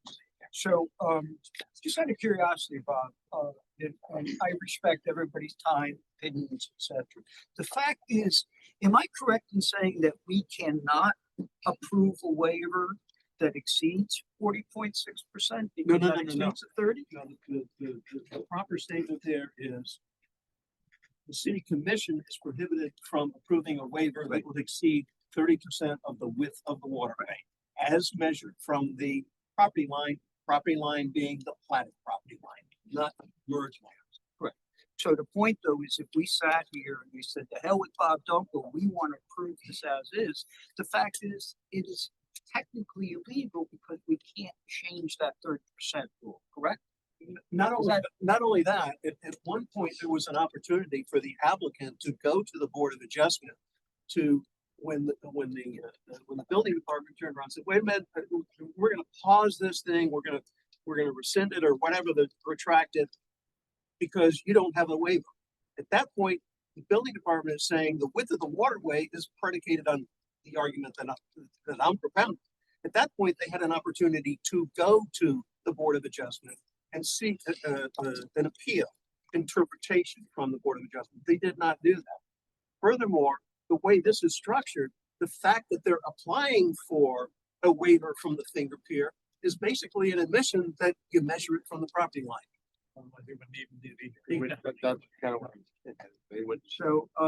So Lisa, I know you're shaking your head, but you're paid to shake your head, so that's okay. So the question is, we only have so much flexibility. If I'm listening to our counselor tell us, the only thing we can approve is 40 or 40.6 feet, however you want to look at it. Is your applicant, is your client willing to accept that? No? Okay. So then we are. I have a question, because does that mean that the neighbors that are on Orange Isle on the other side can also build out 40 feet because of the private submerged land on the other side being the waterway? I'm here only on this application, not on others. I know, and then so you tell the client, it's okay if you build a 40-foot finger pier off of your dock, but as soon as you put a vessel there, you're out of code compliance. As soon as somebody has difficulty, I mean, you can't enforce code to be safety minded in the interest of the city and ask the property owners to be out of compliance knowingly. It is no such thing as a platted property line. There are plat lines all over the place. The property line is a property boundary line. Share with me. But if I'm looking at this, Let's Second. motion to call the vote. So hang on a second. Let's take a second. We have a motion on the table. It's not my property. I'll just say this. I understand that, but I respect all of you tremendously. Motion The on the floor. homeowner will do his litigation and we'll just be done. I want to move on. I want to present cases that aren't this controversial and not have any more issue with it. So I hear what you're saying. I respect what you've done. We have to vote on what's in front of us. We have a motion. What is the Motion is to call the vote. motion is to call the vote. Do we have a second? Everybody in agreement? Yeah. Yes. So the first Follow-up motion? Yep. Motion to deny the application. So we have a motion on the table to deny the application. Do we have a second on that? Second. We have a second from Mr. Fangs, we'll call it. Let's bring it to a roll call vote, please. First motion was. It's me. Yeah, I did it again. I did it back. That was me again. Oh. Hey, I just have a quick question. If we're voting to deny and we say yes, does that mean yes, deny? Okay. So we are voting to deny. A yes vote would be you are voting to deny this. That's correct. We have the hand raised. Yes. Go ahead, Bob. I would point out that if the motion passes, this still ends up going to the city commission. Yes, of course. Correct. Yeah, of course. Simple recommendation. Are we ready for roll Yep. call vote? Now, yes is a vote in opposition to deny. No, we should- no. It's denied. In favor of the denial. Would you look to me, please? In favor of the denial. There you go. Mr. Washington. Denied. Yes. Yes. You saying yes or no? He said yes. Yes, I do. You're saying yes. Okay, yes or no? Mr. Baker. Yes. Mr. Brunel. Yes. Mr. Coburn. Yes. Mr. Dunbar. Yes. Mr. Flanagan. Mr. Frank. Yes. Mr. Lynch. Yes. Mr. Robotsky. Yes. Mr. Swindell. Yes. Mr. Ware. Mr. Morley. Mr. Mitchell. Yes. And Chair Witt. Yes. Thank you very much. Courtney, yes. You're voting yes. So Lisa, thank you very much. Denied. The motion has been denied. Thank you very much. Thank you very much, everyone. Thank you all. Let's move on to, we have a dock waiver at 100 Hendricks. That's right.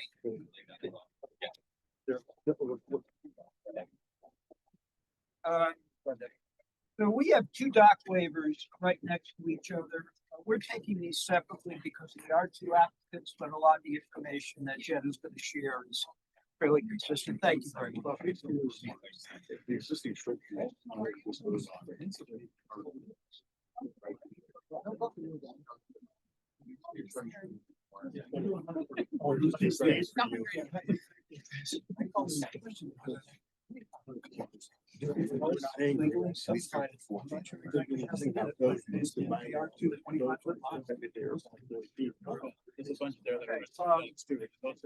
Guys, we all set? Sir, be here. All right, we're losing a crowd, which isn't a bad thing as long as we don't lose members in a quorum. So Jenna is here to represent the applicant on both 100 and 102 Hendricks. I'm gonna make a general statement, I'm gonna leave it at that. As you folks may be aware, these lifts are in. They are four-post boat lifts, they were done very nicely, they should not have been put in, they were put in after the fact. So I'm gonna leave it with one statement, it is very disappointing to review this after the fact. Jenna's aware of it, but we'll leave it at that, hopefully it won't happen again, so take the floor. Good evening, board. Thank you all for your time and consideration with this project. Thank you for the introduction, Mr. Witt. So I'm here today on behalf of the applicant, Mr. James Miller. As he stated, unfortunately, the boat lift was installed already without the proper approvals through the city. However, the county did issue on behalf of the state and the Army Corps. It was installed and now we are going through the proper channels to get it permitted. Unfortunately, I wasn't involved from the very beginning, so I would have known that it needed a week. Sure. I'm coming in to help clean up the mess. The next slide, please. It's located along the Rio Grande Canal, in between Hendricks Isle, and Isle of Venice, and it's just north of Las Olas Boulevard. Next slide, please. If you haven't been to the site, here's an aerial view. It's a single family residence, but it's a townhome connected to the property just to the north. So they both have a marginal dock and a shared finger pier. The marginal dock is about 5 feet wide from the seawall, and then the finger pier extends another 10 feet out further from that. We can go to the next slide. This gives you another perspective with the dimensions. So their usable shoreline length is only about 23 feet, and the residents here are usually only more perpendicular due to the small lengths of their shoreline. The boat lift is about 15 by 13 feet and it extends approximately 31 feet from the property line. So we're here today requesting a waiver for the 6 feet over the allowable 25 feet from the property line. Next slide, please.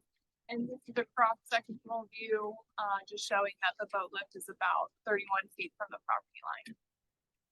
And to give you an idea along of the navigation along the Rio Grande Canal, it's 175 feet in width, or 170, sorry. And I taken approximate measurements from this aerials from Broward County Property Appraiser, showing 25 feet from the property line, which is for the structures, and then the 30% width of the waterway, which is for the vessels per the code. And then if you have 30% on the south side, or actually this would be the west side, and then 30% on the east side of the canal, that would leave 40% within the center of the canal for navigation, which I've highlighted in that magenta color. And so the boats within that last slide to then past the 30, sorry. Yeah, so the boat is actually on the lift in this aerial because they've already been installed, unfortunately.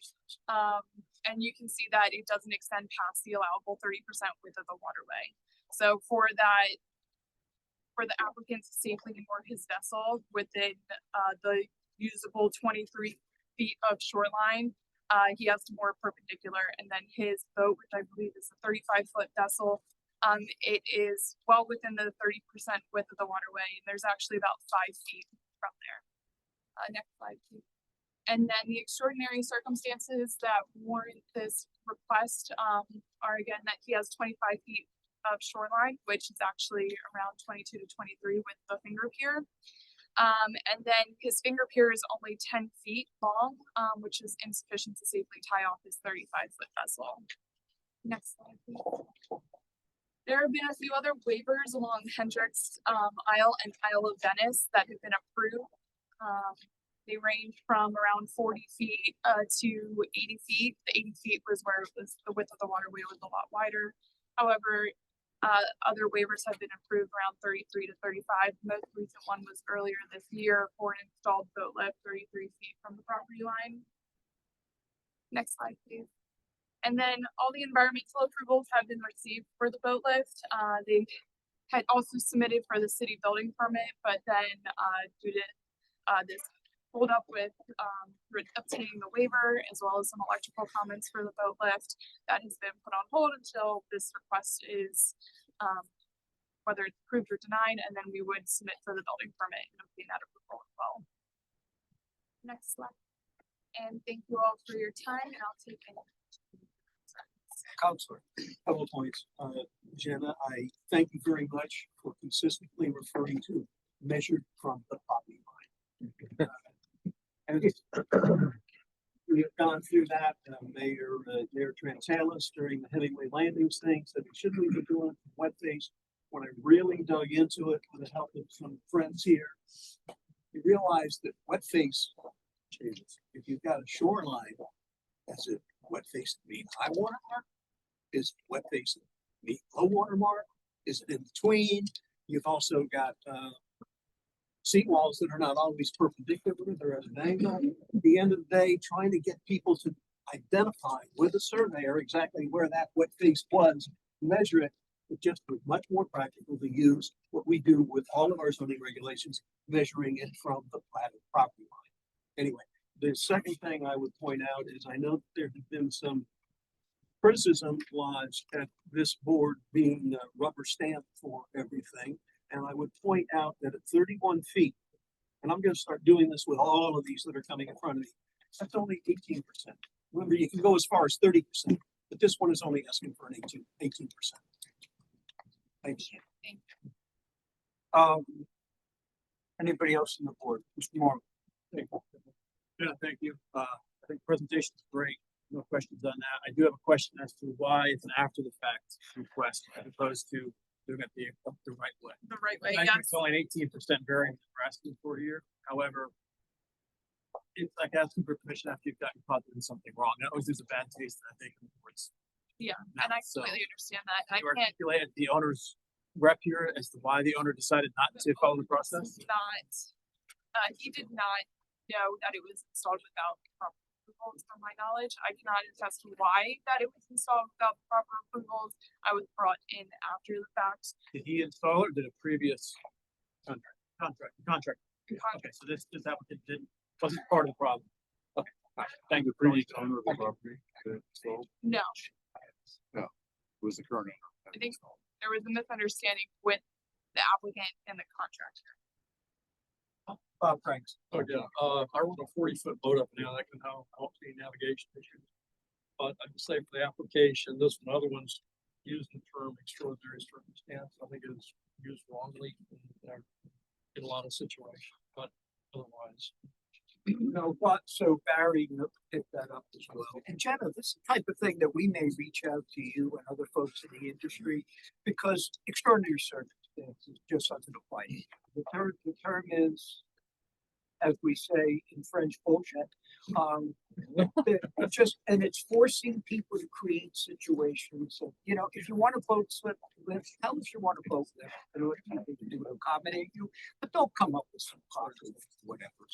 So that is something we're going to work on. So thank you for acknowledging that. Who else has an issue? What do we got? We have a motion to approve. We have a second from Mr. Beckloff. Let's bring it to a roll call vote, please.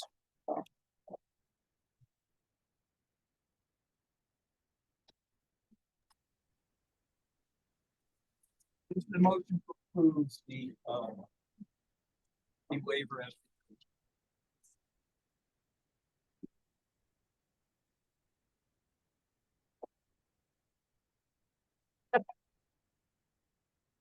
yes means you approve, no means you leave. Washington, Yes. Rebecca, No. Mr. Brunel, Yes. Coburn, Yes. Mr. Dunbar.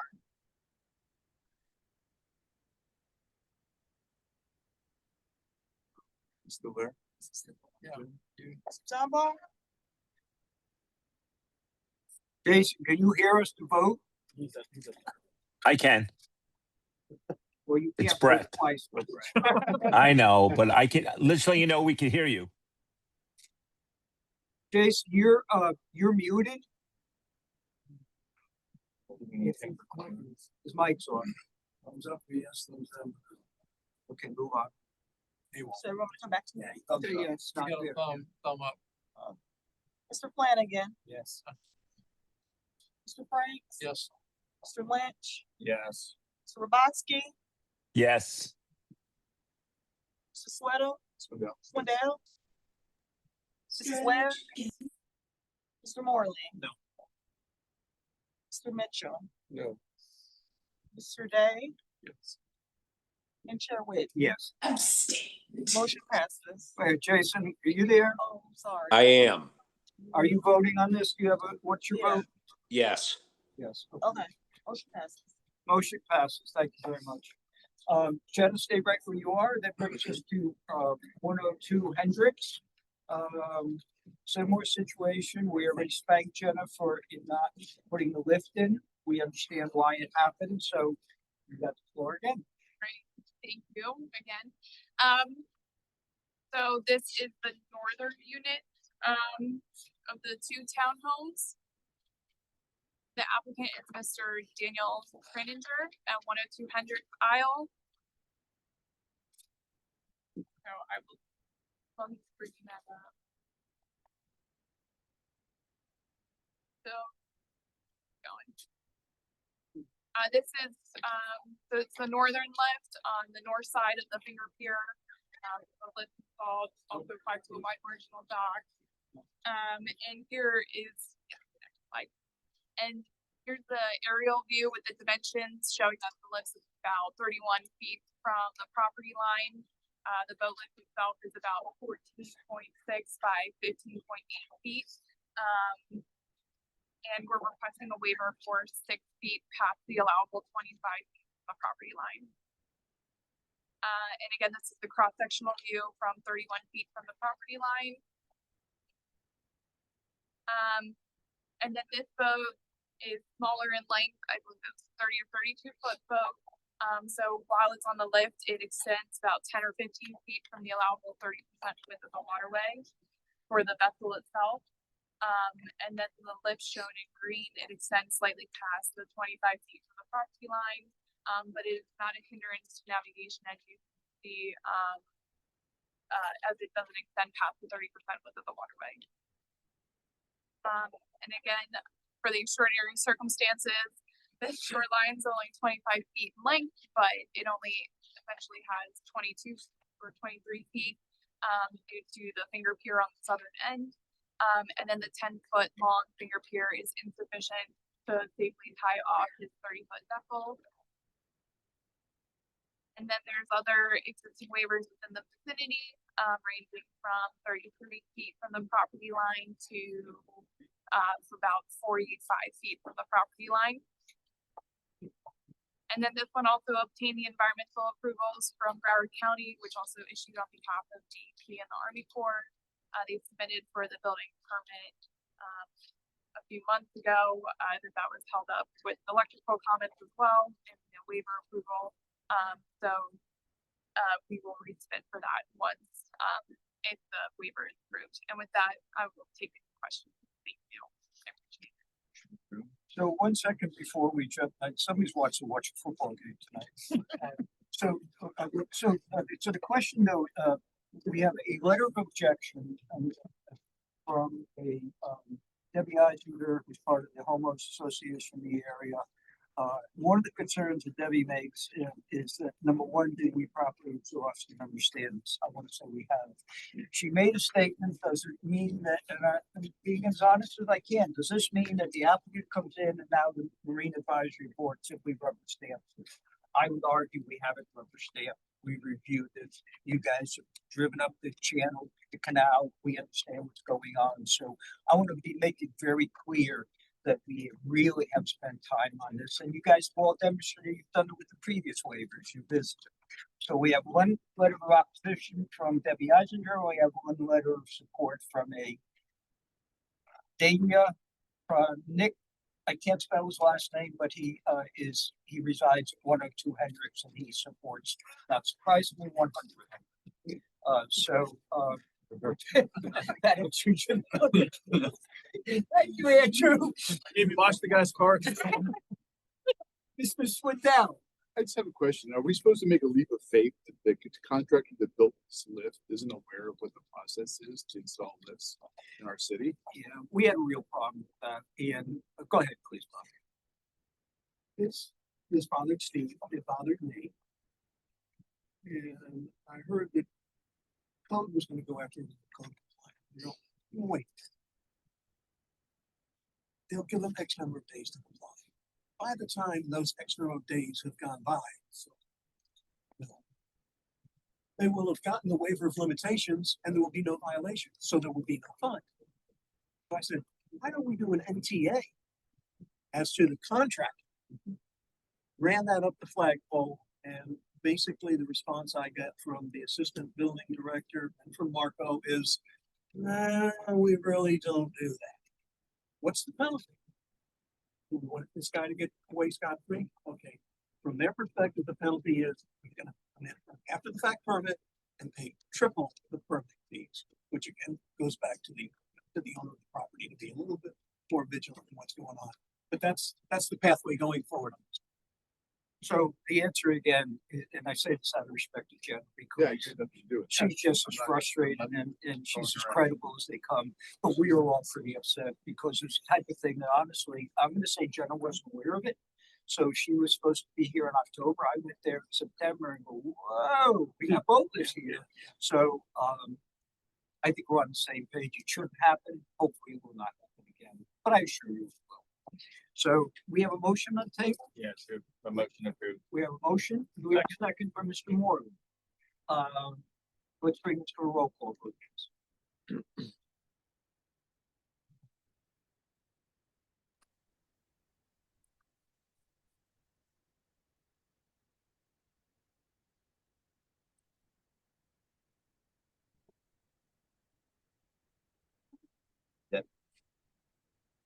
Greco?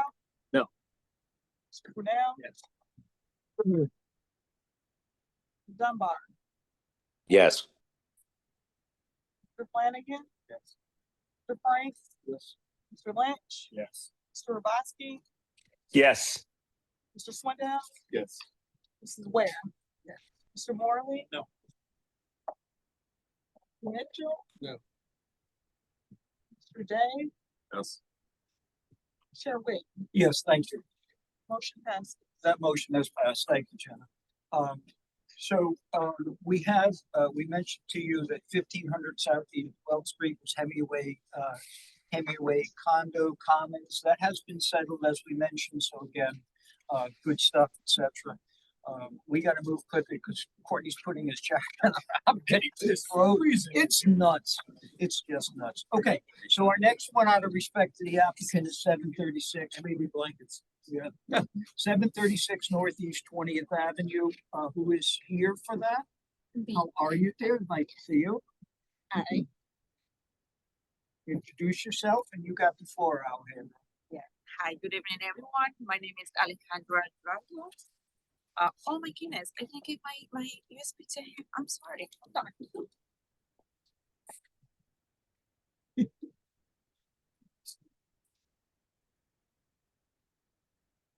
I'm sorry.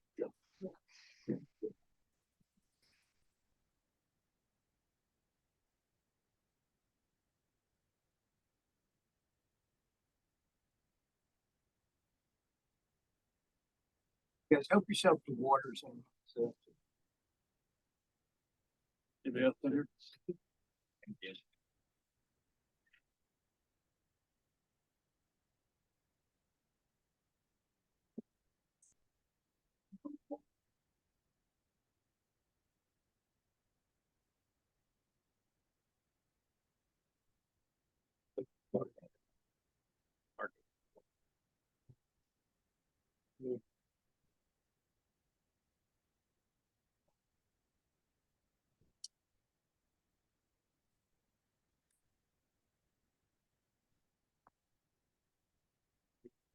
Sorry, can you say your name again? Alejandra Giraldo. I apologize for that. All right.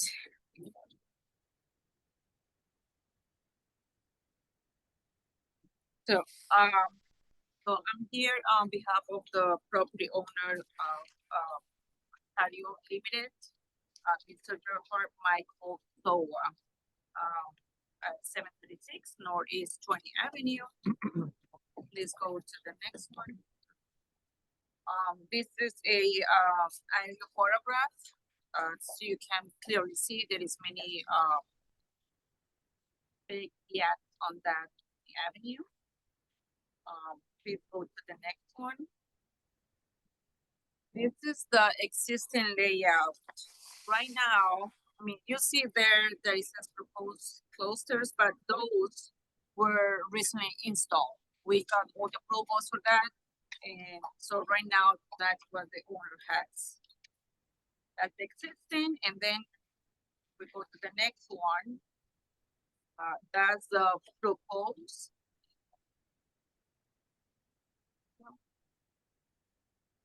No, that's not the one. The next one, that one, yeah. So the proposed is consistent with previous waivers. And we are going. Yeah. Let's go to the next one. So on this one, this place is only to emphasize that the channel width at this location, it's right here. I'm sorry. So we are only 120 feet out, and the 30% is around 72 feet per that. So we're way behind the 30, way before the 30%. That shows you the dimensions on where we at with this waiver. Please go to the next. This is distant exhibit. It's around 595.9 feet, plus minus. Please go to the next one. So these are the extraordinary expenses. As you can see, we will not exceed the 30%. The waterway at this location from wet phase to wet phase is around 595 feet. We would not impede the navigation within the Middle River. The pilings are necessary for the safety mooring of the resident vessel. And as I said before, it's consistent with waivers in the area that have been issued up to 125 feet. Let's go to the next one. This is a list of existing waivers. I know you are very aware of this location here. And the most recent one was approved on May 2025, and that was for 129 feet. Water. Please go to the next one. This is just an aerial that shows some of the waivers that have been approved in this area, this location. Please go to the next one. Any questions? Open up to the board. Mike Moore, Are you open to hearing public? I will vote. We will not close this without you speaking, believe me. Mr. Moore. Thank you very much. Question for you. There appears to be a construction barge there right now driving pile. Can you give the board some insight as to what the extent of construction that's ongoing right now is? That's due to the first two sets of triple cluster piles. Looks like they're working further than that when I went by the property. No, they're not. Actually, the city, the building department was there, confirming that. And I think we are up to code, and we are doing everything under the code. That we applied for the permit for that, environmental approved, city approved, everything is. We're doing everything for code, and we're just there. And it's my understanding that the building department was there, actually taking dimensions to make sure that we were not past that. ESD sent people out there. The pilings are within the 25 feet. They don't require the waiver. The rest of this does require the waiver. So what they're working on right now currently is not part of the process. Yeah, I was there the other day, and the building inspector was there, and he was measuring. Since I've got Bob's attention, follow-up question if I may. Sure. This property, I believe, is in a residential zoning, not in RSA. So does this landowner rent these docks out? Thank you. No, sir. The owner, he's a Canadian owner. He's here in Florida, probably. How many 100-foot yachts does he own? Right now, one, he actually, it's funny, but just as of yesterday, he purchased a, give me 1 second, I have it here. Give me 1 second.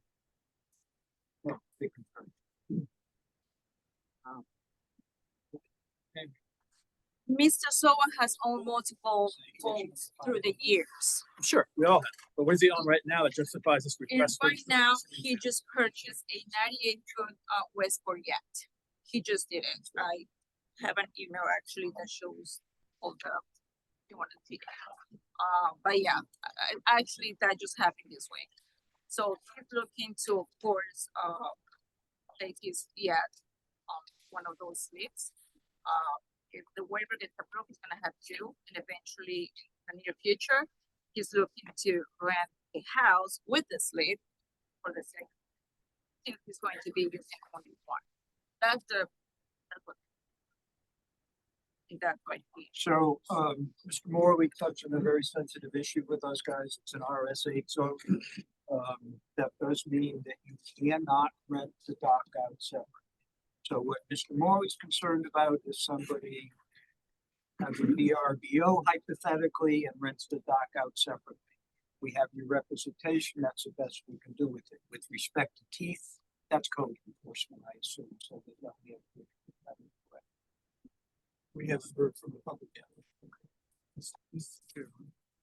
I visited that site and I'm wondering, these triple towers, will they mirror the ones that's existing now? They, Will they be the same as the one that's there now? yes, yes. Typical triple pile. Right. And as Ted said, The location of those towers will be exactly the same as what's there now.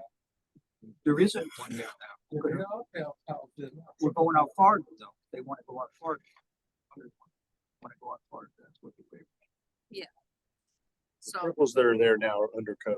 They are not violating anything. They're not part of our waiver, but they want to add more.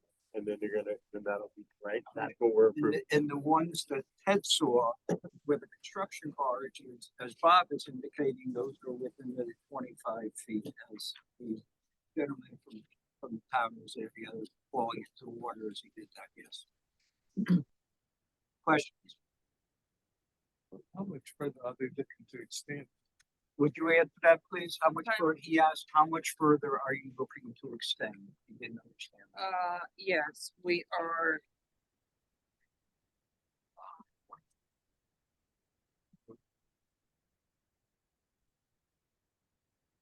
We want to go out. We're going 120 feet out. 590 foot. Yeah.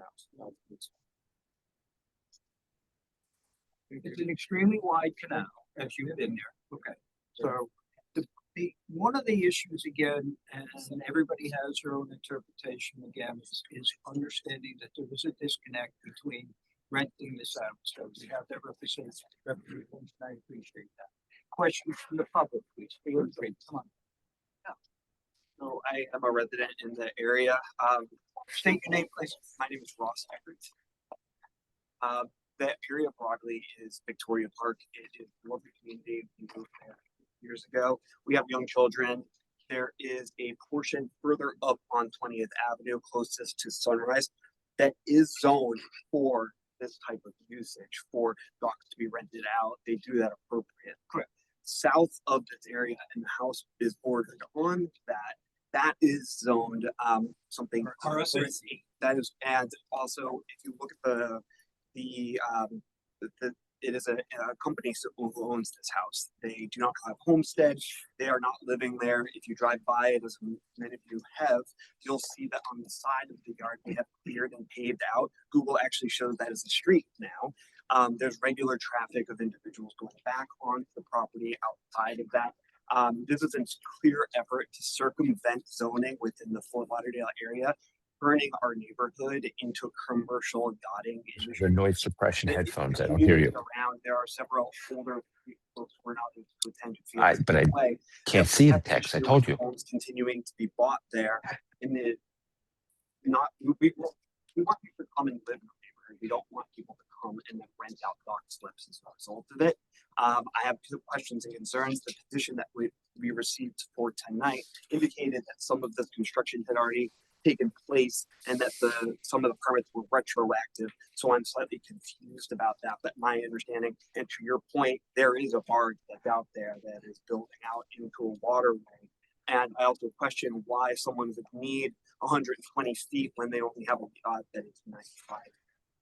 So it only the fact that they are looking to bring larger vessels into the area in an effort to rent out the area. The home is not being lived in, it's boarded up. They purchased a home to rent out the dock space, and that's what's happening here. And I urge this board to uphold zoning and understand what this non-resident is doing and how that is transforming our neighborhood and decreasing the safety for the children by making it a commercial area, bringing people accessing these docks. So thank you. So first of all, I'm sorry to keep you waiting. So your issue really has more to do with the fact it's a wide canal. Whether or not the person, we can justify his expense, etc., there are similar issues with large boats there. So your concern really has to do more with the fact that this is an R8 zone and they should not be operating a business per se there. Am I correct? It's twofold. I do have concerns for the waterway. They're regularly used there. regularly we've seen manatees within that area. So to have increased large vessels within that area has environmental impacts, one. And then two, it has, in addition to that, a residential use for such an exorbitant is a concern for us. On top of the fact that we don't believe that it's being used for personal use as seen by the ownership of a corporation and as seen by them not being residents within the area. So that's a tough one. You are up against the fact that there's hearsay, and there's a history. And the history suggests that this had been operated as a rental property and the boats that had been rented out. So we have your word that the owner's gonna use it. I have no reason to believe differently, but that's a big concern to us. I understand and I understand your concerns as well. But maybe that was the case back then, but it's not the case right now. And what he's looking to do is actually to do everything as per code and actually be able to use that slip for his personal use. Like I said, he just purchased a 98-foot yacht and that's what he's going to use it for. The construction that is going on right now, just for you to know, it's like I said, is everything is permitted. It was approved from environmental and the city, and there is a permit for that. And right now, we're just waiting for this to continue to phase 2, which is But you did say his intent is to rent the house with the second boat slip. for the next one, if it doesn't get another boat. So that's his intent. He doesn't have an intent to live. Oh, he doesn't live there. He lives in Canada and he She just said, comes his intent is to put his boat there and rent the house with the boat slip, with which his is legal. to do. Right, that is correct. Yeah. Okay, so the answer, Ross, and this has to do with every other waiver we have in front of us. We have a code compliance division, and you gotta pick up the phone. And if you feel there's illegal activity, you know what you're allowed to do there.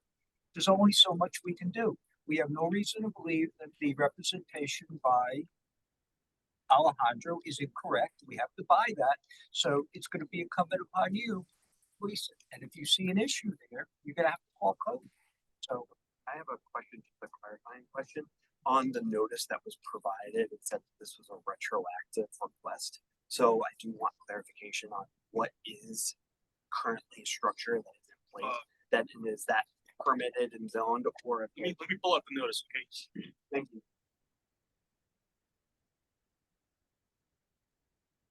I think you provided something with this. They talked about using structures and stuff like that. Again, you provided this. There is nothing wrong with like if a boat owner rented that house, not the dock, but the house, and didn't live in it, or put their boat behind it, live the dock. That I got a problem. I get it, because it's circumventing, but is that legally? In my Is that opinion, You're right. Because I was wrong. It's not an after the fact. It's not a retroactive request. Obviously, the only pilings that have been installed are 25 feet out. You triple plow. That's a mistake on my part. Okay, great. Back to your point. If land residential unit is occupied by John Smith, the boat is owned by Mary Jones. You've got the disconnect. It's no longer, the vessel is no longer accessory to the upland use. Madison is John Smith rents that house and has a full lease on that house and puts his boat, John Smith's boat behind it, but does not live in that house. It still meets the correct.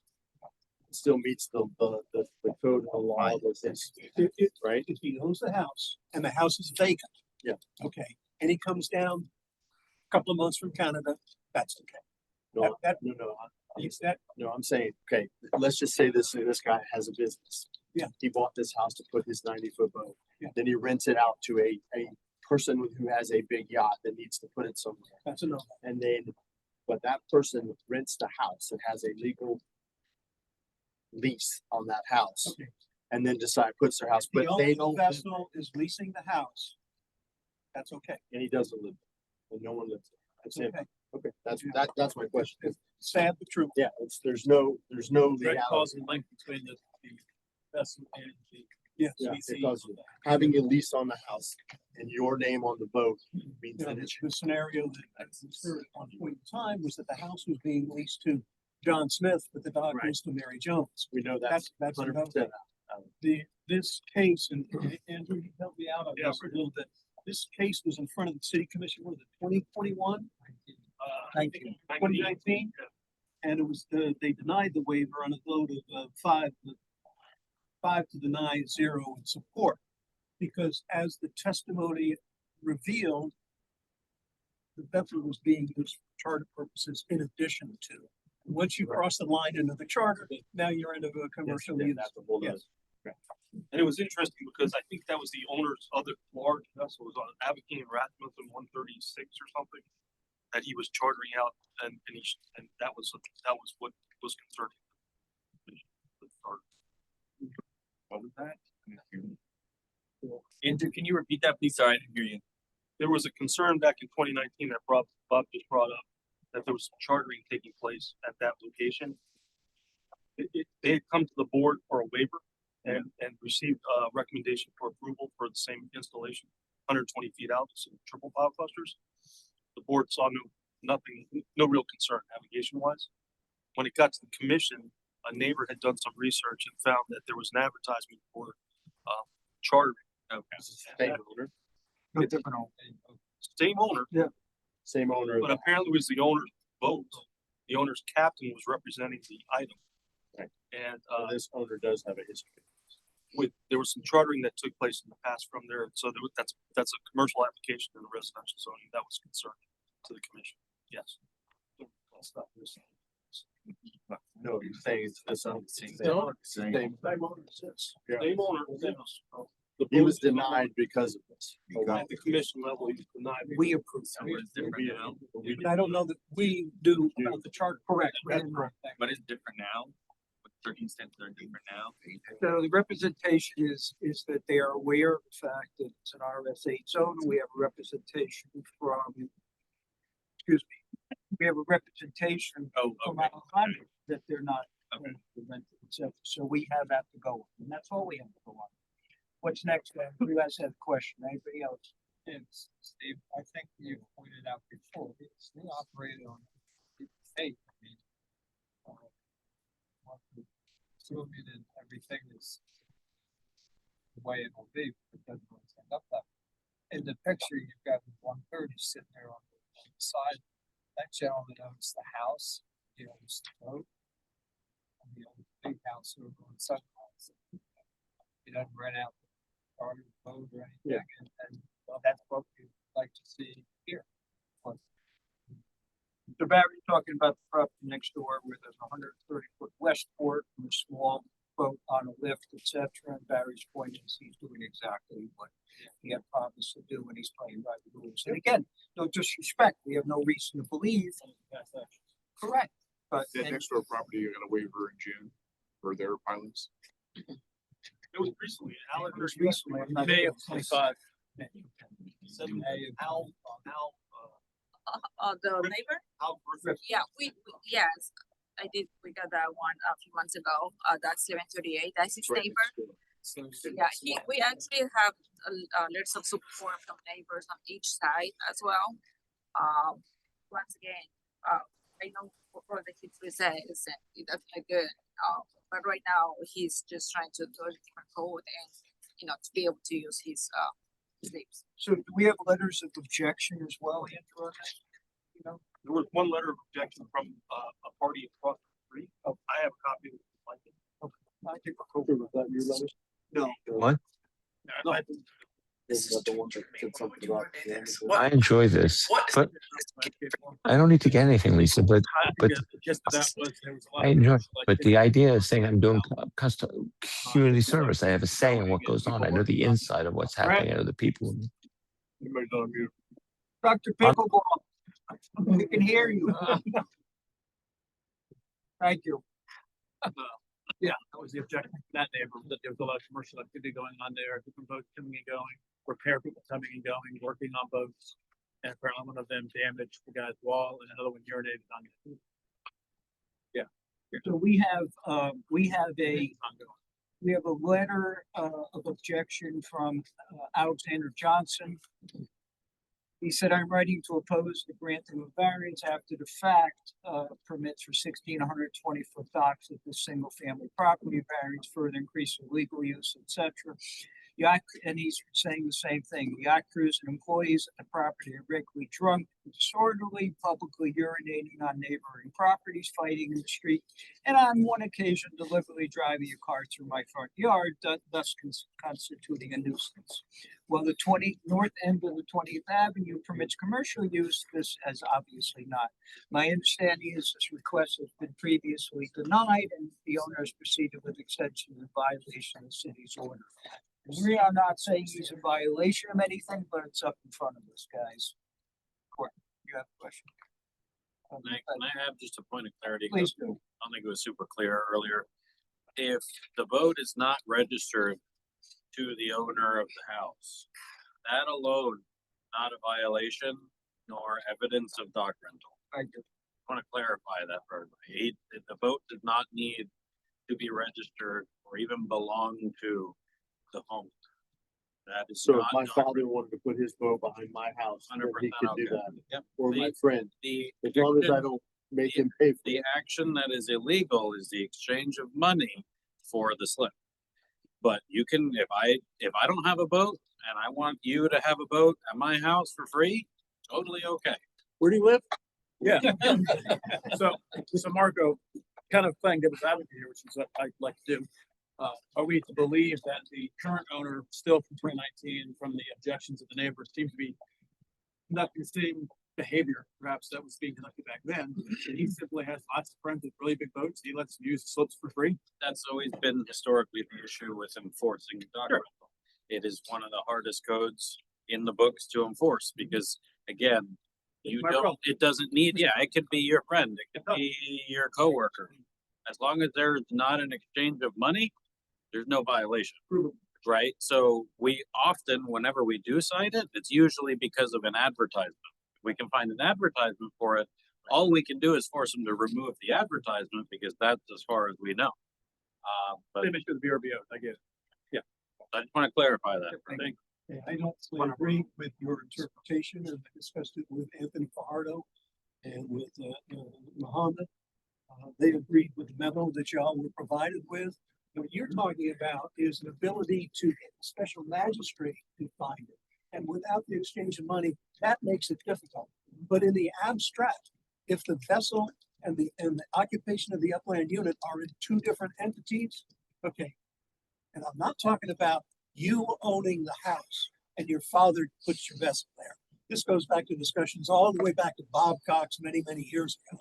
You can't come up with exactly where the dividing line is, but it's not always just payment of rent. Yeah, I understand the abstract. Unfortunately, you're right in the abstract of it, but it doesn't matter if there's no way to enforce it. So I'm going off of what's enforceable by code and what's not enforceable. In the idea, yes, you are right. But when it comes to actual enforcement, at the end of the day, what can and can't be done without that proof of exchange of funds, so no magistrate can enforce it. So an abstract idea. Couple years back, where code was unable to prove exchange of money. And I went in a memorandum explaining how you're approaching it from the wrong direction. You've got to approach it from the direction of ULDR, principal use versus accessory use. And if you don't have that proper nexus, it's a violation, whether there's a change of exchange of money or not. Maybe it could just be a handshake. I'll take you out to dinner, whatever. Anyway. Okay, are we sufficiently confused? Does anybody have any further questions? Do we have a motion here to do anything? Do I hear anything? Motion to approve. I have a motion to approve from Second. Mr. Beckel. If I have a second from Mr. Morley. Mr. Mitchell. Oh, Mr. Mitchell. Let's bring this to a vote. This is a vote to approve the waiver at 736 Northeast 20th Avenue.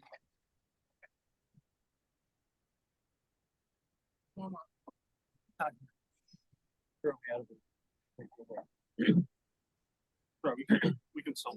We have. We have We have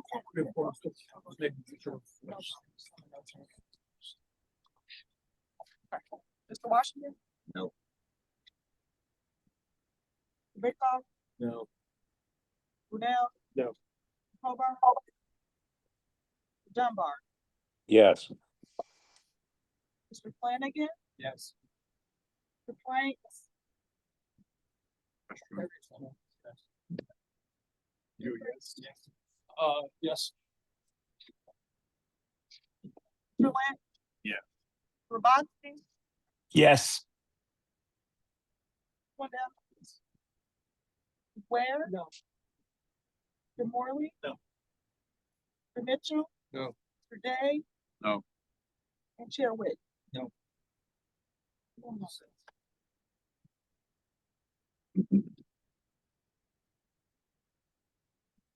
Motion does not pass, 8-7. Thank you very much. Thank you. So, Eight Seven. opposed. Eight opposed. Okay. Yes. Eight opposed, 7 in favor. 8 opposed, 7. Thank you very much for coming in. So thank you very much. So guys, it's 9 o'clock. I've got communication from the bridge. I got old new business and I have an ordinance Bob Dunkel wants to discuss. Any quick one tonight? Yeah, motion closed. I think there's a basketball game going on. Like, the man, Thanks, Bob. do we have a motion to adjourn? To adjourn. Yes. Second. Second.